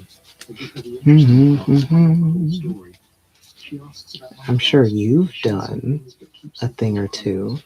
Not because I'm hiding anything, that just helped you everything needs to be shared maintain right away. yourself. This guy accidentally figured out what takes most men years to understand. He was creating space for her imagination to work. And a woman's imagination is your greatest ally in building emotional attachment. Here's what happens in her brain when you're not completely available, when you're not an open book, when she can't predict your every move. The mind starts asking questions. What is he doing? Yeah, but I didn't try and bring others into it. What was he about to say before he changed the subject? What else don't I you know think that about is him? Every best question her brain asks. when you're able to keep it contained, Every time she thinks or about at it, least if you add she's people, building emotional that they attachment are without even realizing consenting it. But the moment to whatever you ask got every going on. question, the moment you're completely predictable, the moment she knows everything about you, the brain stops asking questions. And when the questions stop, the attachment stops growing. Now, I know what some of you are thinking. So what are you going to I've been do told to be vulnerable, from here to share on? my feelings, to communicate openly. Yes, and that advice is correct, but timing is everything. Sharing everything on the first date is not vulnerability, it's emotional dumping. Being available every second of the day is not showing interest, It's showing you have nothing else going on. Agreeing with everything she says is not being supportive. It's being boring. Let me tell you about the pattern I've seen hundreds of times. Week 1. Guy meets woman. She's interested. He's excited. He starts texting her constantly. It's a new dynamic. His whole life story. Mhm. He's completely available. Week 2. The responses get shorter. She takes longer to reply. I'll speak to him when he calls. I guess I'll see how he reacts. She's gone. Guy is confused. Yeah. I did everything right. And go easy on him. I was available. I showed her I cared. No. You showed her you had no mystery, no challenge, no life outside of her. And that killed the attraction before it could turn into attachment. Now let me show you what works instead. I had a client who completely transformed his dating life by understanding one simple principle. Create emotional investment through strategic uncertainty. Not by lying, not by playing games, but by genuinely having a life that doesn't revolve around anyone you Master He started tier. doing something different. When a woman texted Yeah, him, just hold on to it. sometimes that was immediately, sometimes that was 3 hours later, sometimes the next day. Not because he was counting minutes or playing hard to get, but because he was actually busy building his business, working out, spending time with friends, pursuing his hobbies. When they went on dates, he was fully present, no phone, complete attention, asking real questions, listening deeply. But when the date ended, he didn't text her. You don't bore me. Send a "had a great time" message within I have problems sleeping. He'd wait until the next day. So like I'm always awake. Like even if I'm not on here all day, Women started I'm reaching always out to doing him something. first. They started asking more questions. They started But I have investing been more pushing emotional myself. energy into understanding him. Because he I had keep created saying space for that investment. tonight's gonna be the night that I sleep Dates that like used to end with women saying, 8 hours, "No," and it just started never ending with women happens. saying, "When can I see you again?" You are not boring. Different approach, completely different results. But here's the part. This only works if it's genuine. Oh. If you're sitting by your phone, that's manipulation and it will backfire. If you're pretending to be busy, How much do I usually sleep?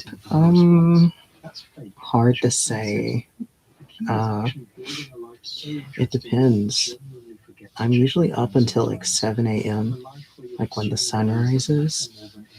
So I guess I sleep. a life where you have friends, hobbies, projects. I guess whenever I do crash, I sleep like 5 hours. The behavior that builds emotional Or sometimes less.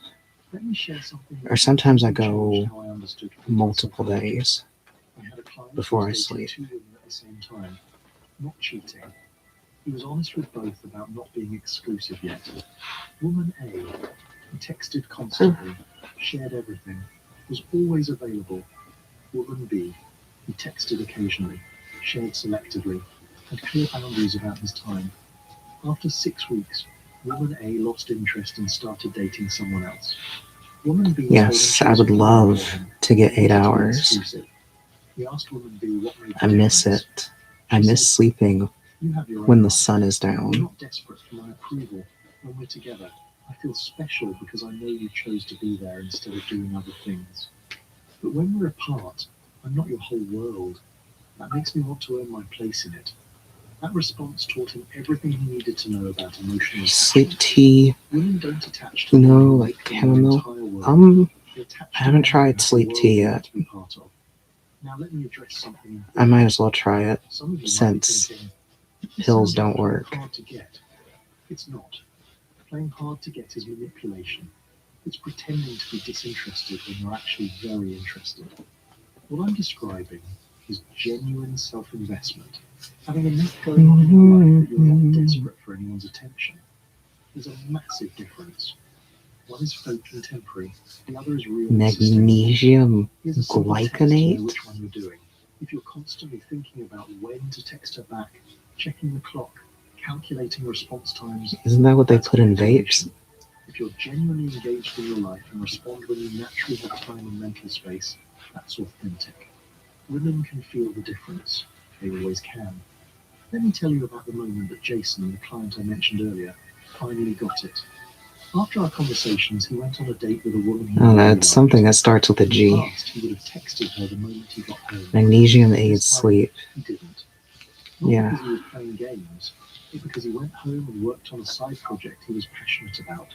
He got lost in it for hours. Yeah, you should be The next sleeping morning, now. he You sent got a her lot to simple do. message. Had a great time last night. That story about your trip to Japan was incredible. She responded within minutes. I was wondering if you got home okay. I kept checking my phone last night. He told me. For the first time, I realized she was thinking about me instead of me obsessing over whether she was thinking about me. The power dynamic completely shifted. That's when everything clicked for him. The less mental space he gave her in his life, What is the more 4? mental space she gave him in hers. Yes, It's go to not about bed. being cold. It's not And about don't be being like distant. me. It's about being genuinely invested in yourself first. Here's what happens when you master this. It's an Olympics you'll never forget. From beautiful northern Italy, experience the world's biggest show. Prime time in Milan on NBC and Peacock. We've helped fiercely protect the wild kingdom, just as we help you fiercely protect yours. Yes, I am in America. We all have to do a little bit more. That's why we switched to Dawn Professional. Its grease cutting service lasts 2 times longer, so we can wash double the pots in just one sink. Yeah, you're EU. On our famous Bake Ziegler. Dawn Professional Manual Pot and Pan.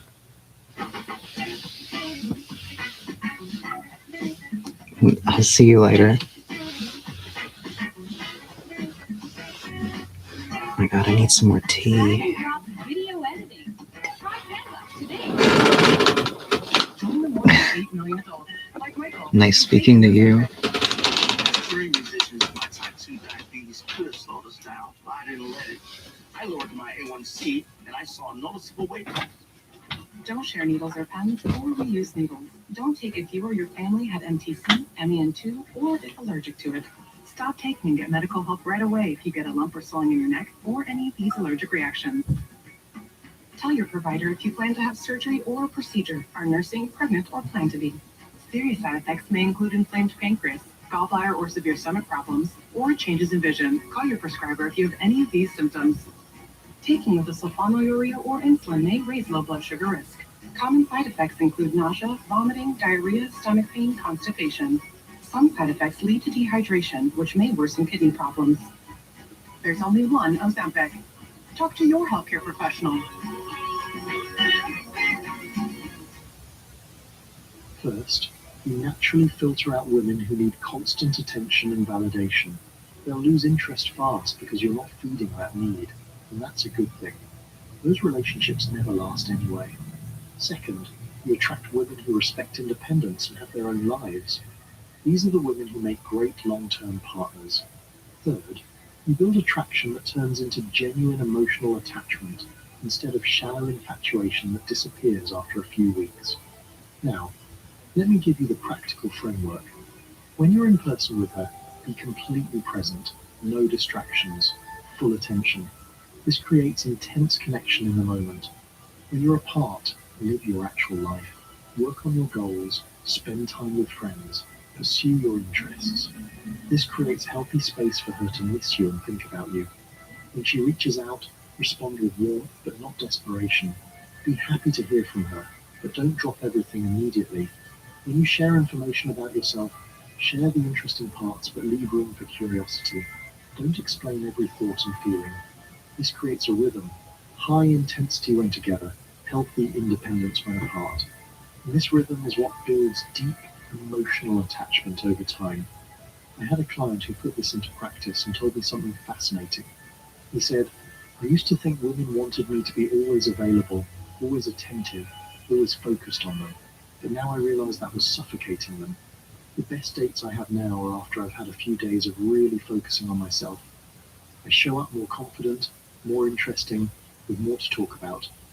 And she's had time to actually miss me. That's the key insight. You can't build attachment without space. You can't create desire without absence. You can't make someone miss you if you're always there. Here's another pattern I've noticed. The relationships that start with constant communication burn out fast, like fireworks, bright and intense, then gone. The relationships that start slow, with space and mystery, tend to build into something real and lasting. Like a fire you carefully tend until it's strong enough to maintain itself. Most men choose the fireworks approach because it feels good in the moment. All that attention, all that validation, all that intensity, it never lasts. The men who understand this choose the slow path. It's exciting at first, but it builds something that can actually survive. Let me share one more story before I wrap this up. I had a client who was dating a woman for 2 months. Everything was going well, then she started pulling back. Most men would panic, start texting more, try to fix whatever was wrong, plan a big gesture to win her back. He did the opposite. He gave her space, kept living his life, responded when she reached out but didn't chase. 2 weeks later, she called him and said, "I was testing to see if you'd become needy and desperate. My ex did that and it pushed me away, but you just kept being yourself. That's when I knew you were different." They've been together for 2 years now. She told him later, "I fall for men who don't need me to complete them, men who want me in their life but would be okay without me. That's what real confidence looks like. And that's what makes me want to stay." That's the truth most dating advice won't tell you. Women get emotionally attached to men who demonstrate through their behavior, not their words, that they have value independent of any relationship. Men who have purpose, men who have boundaries, men who...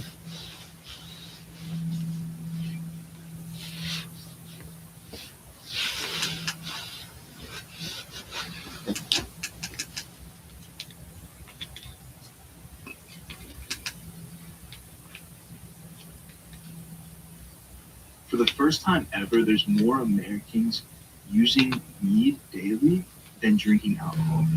And as someone who spent nearly a decade of their life doing this, getting geeked up on a daily basis, it took me a really long time to see weed for what it actually is. It's not this devil's lettuce, you use it once, you're not going to be cooked. But this idea that it's this harmless drug, I found out the hard way, couldn't be more of a lie. I fell for it all, right? I was a moron, I'm not going to lie to you guys. I started using it around 15. At the time, I think I just wanted to be cool. I was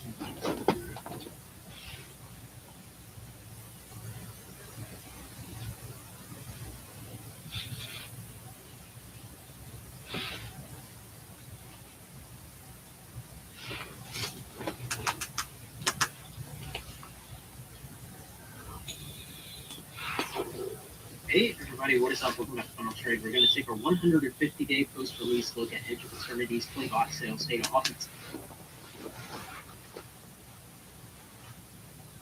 I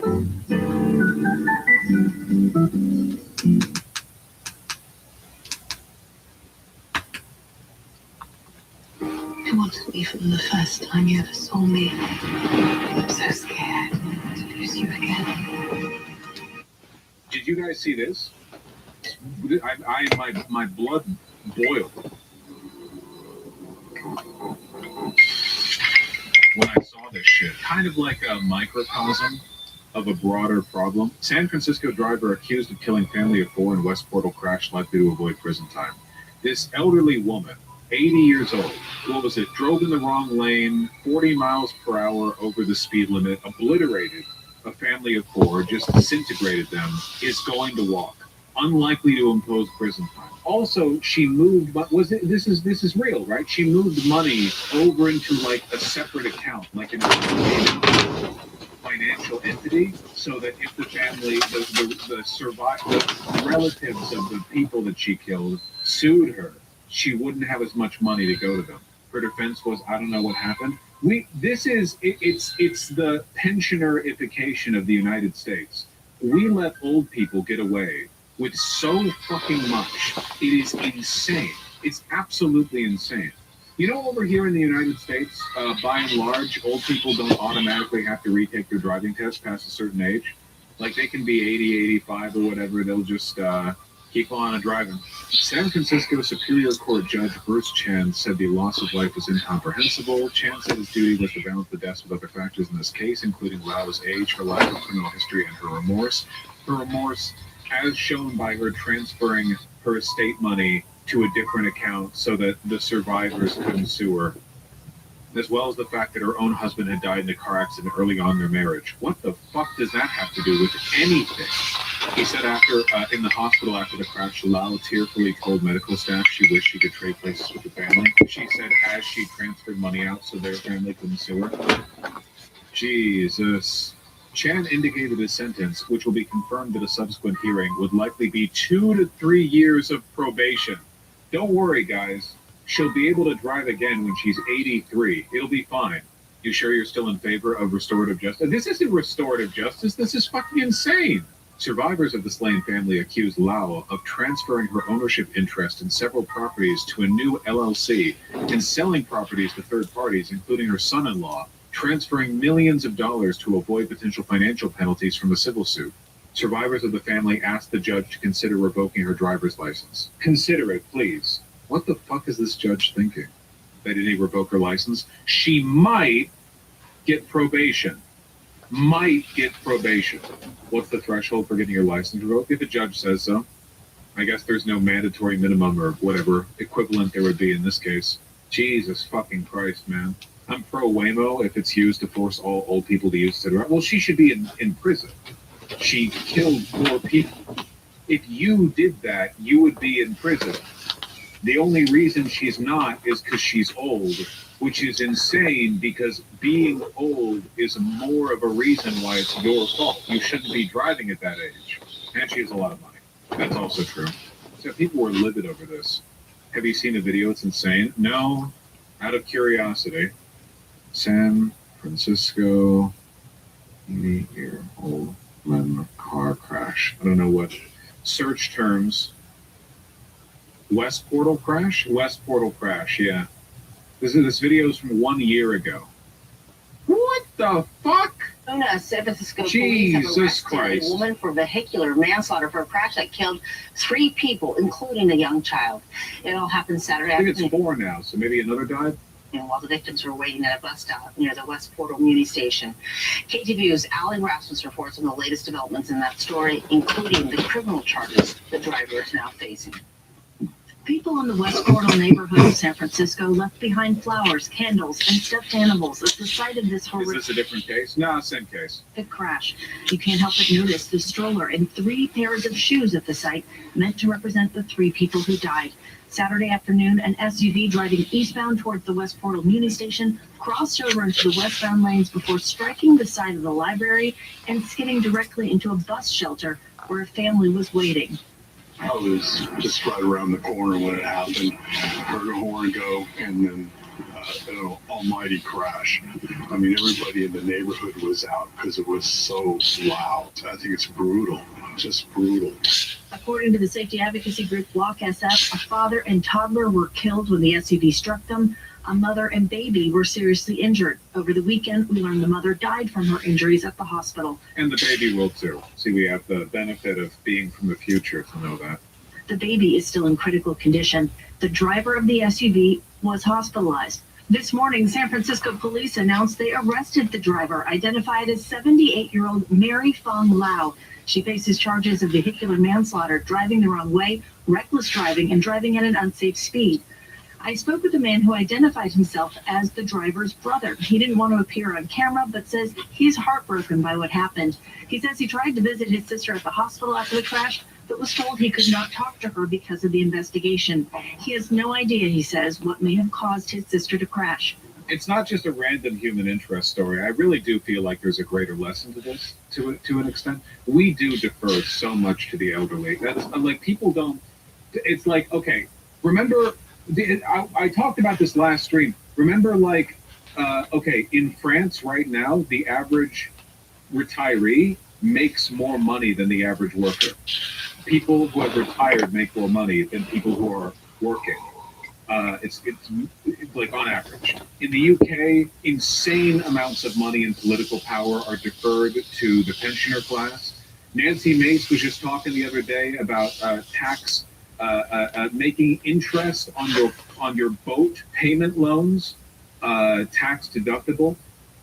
Everyone talks about how we should get rid of property taxes, how old people should be given more and pay less. Like it's a kind of civilizational suicide, right? Everyone always says, well, the young people are the future. We don't fucking act like it, you know? We give so much shit to elderly people. They're sitting on so much wealth.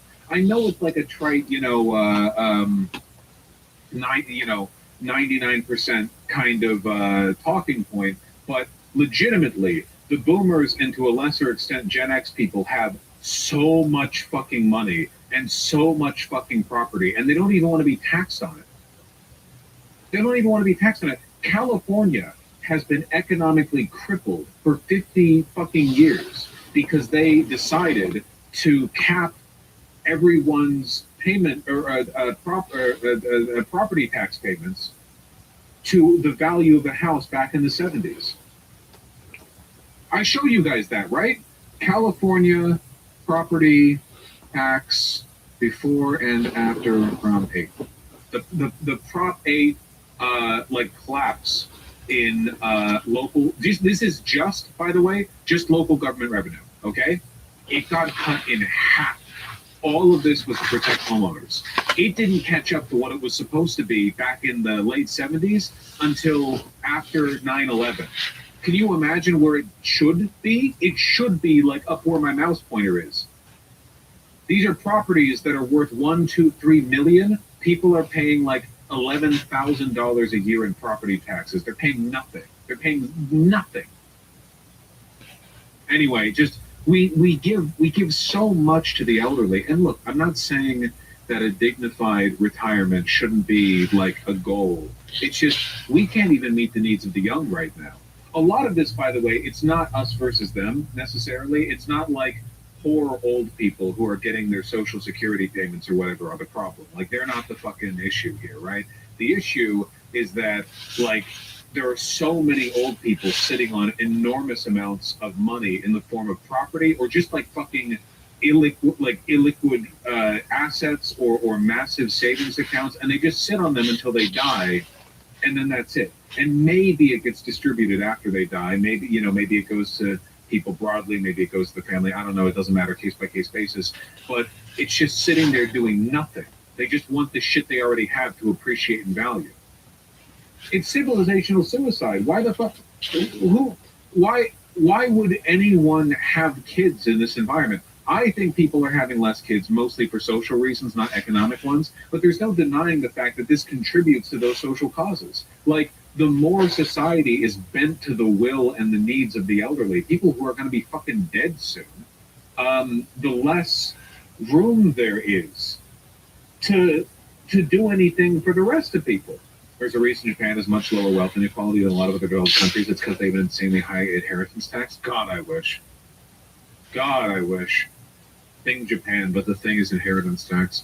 The group Walk SF says they want SFMTA to step up its plans to add speed cameras throughout the city to make the roads safer. I do like that. A huge portion of the old people who voted Leave and Brexit are now dead. Yeah, they did a follow-up poll on Brexit. Like, if you voted for Brexit all those years ago, how do you feel now? And a lot of them were just dead because they were fucking shitty-ass pensioner idiots who fell for the stupidest propaganda. They voted to ruin their country, and then they died.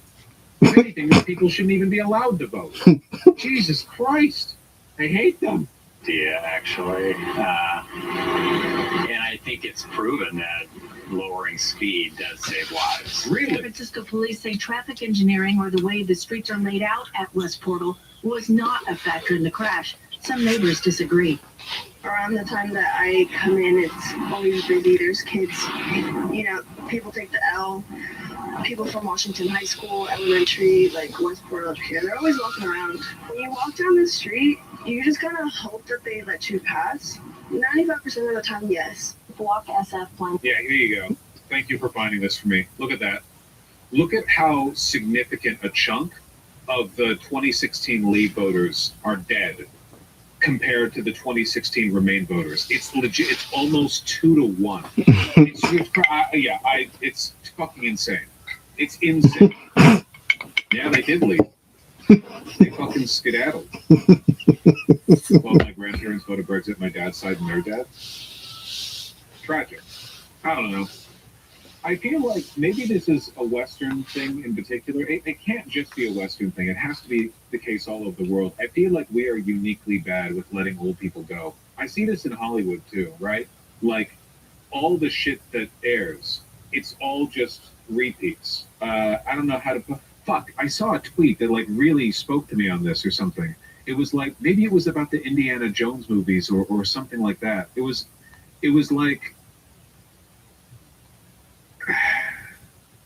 The fact that you would make a movie like this, but then you would choose to cast the hero as this old dude. Like, if you go back and you look at protagonists from movies in the 1970s or the 1980s, a lot of those protagonists are young guys, but now they're not. You watch movies made nowadays, and the protagonists are old guys. Like we watch, movies, men in their 50s, 60s, 70s, oldies coming back, like, oh, look at him, he's still at it or whatever. But like, no one, you go back and watch the original Star Wars, and like, I don't know, Luke's fucking 22 or something, right? He's like really young. Or Back to the Future, Marty McFly is like a kid. He's a high schooler. How many major Hollywood blockbuster films these days have young people at the head of things? I mean, it would be weird if John Wick was in his 20s. Would it? I don't know. You could easily have like a pulpy, high octane, crazy shooter story with. I mean, you couldn't. It wouldn't be the exact same character. I just mean like, I don't know. Everyone's old now. Fuck. Even like Terminator.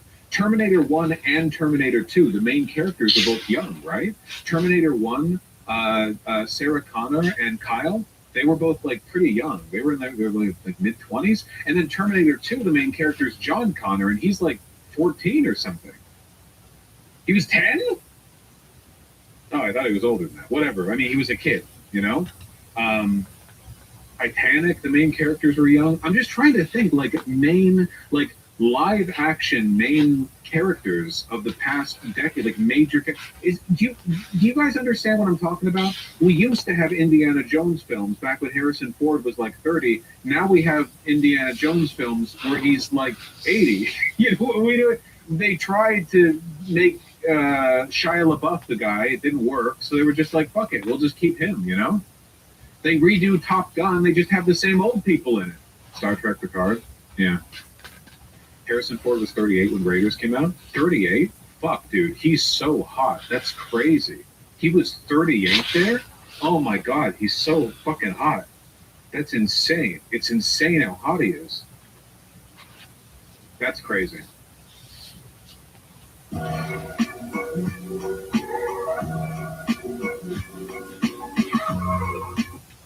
At Raising Cane's, we focus on making the most craveable chicken finger meal, getting them right every time. You're never handed President Trump's endorsement. You must earn it. Are you a Trump conservative with the courage of your convictions? Are you relentless at fighting for lower taxes? Will you protect parents' rights from the radical left? President Trump looked at all the candidates running for U.S. Senate and endorsed only one, Julia Letlow. Join him. I'm Julia Letlow, and I approve this message. I know it's not like a novel opinion or whatever. I'm not the first guy to identify that. It's just crazy how Congress, is your problem with old protagonists or that all the actors are the same old ones? It's just like, I feel like there's so little room for young people to come in and make their own stuff anymore, or stuff that's aspirational. Everything is just a retread of stuff that's happened before. We defer so much cultural weight to old people. Like, it feels okay. That insufferable, it's like the kind of dad who's like, I just got a daughter. I'm going to make it unrelatable to her own generation by raising her on the stuff that I have. Insufferable behavior.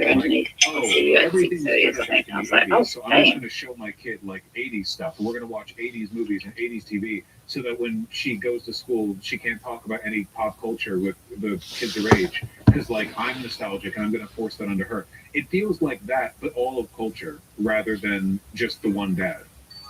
Does that make sense?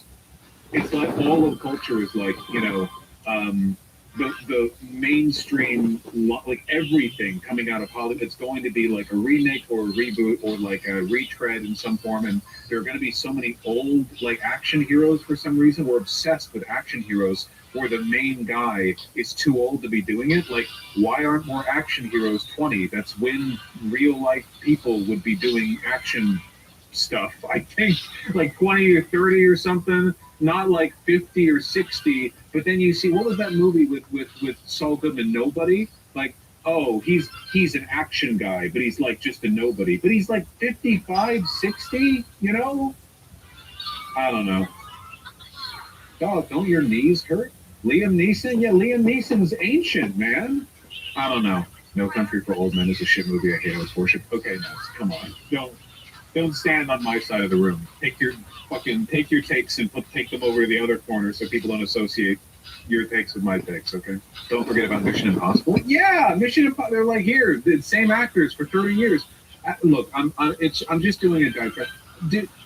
Even with the video game series, you know, it's like, oh, what video games are on? Pokemon? Wow, that's great, man. I remember when my first Pokemon game came out. I was there for the first one when I was like 2 or something.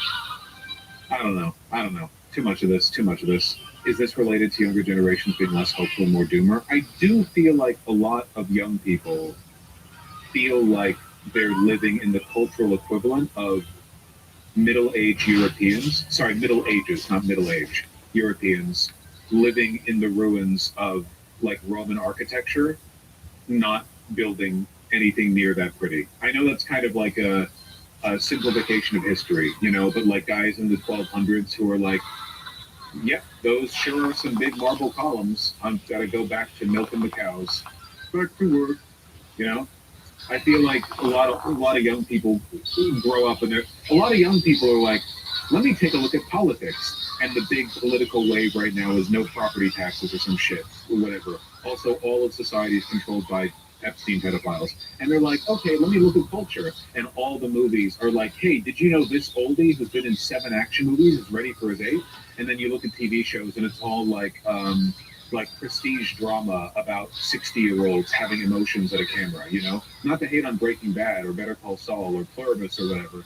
Pluribus, a little bit less so, but, you know, to an extent. Like, here's some, like, old people doing action drama. It's like, okay, let me look at video games. What's the big video games? What's going on this year? Oh, did you know we've got Pokemon and Final Fantasy? And it's like, okay, I get it, man.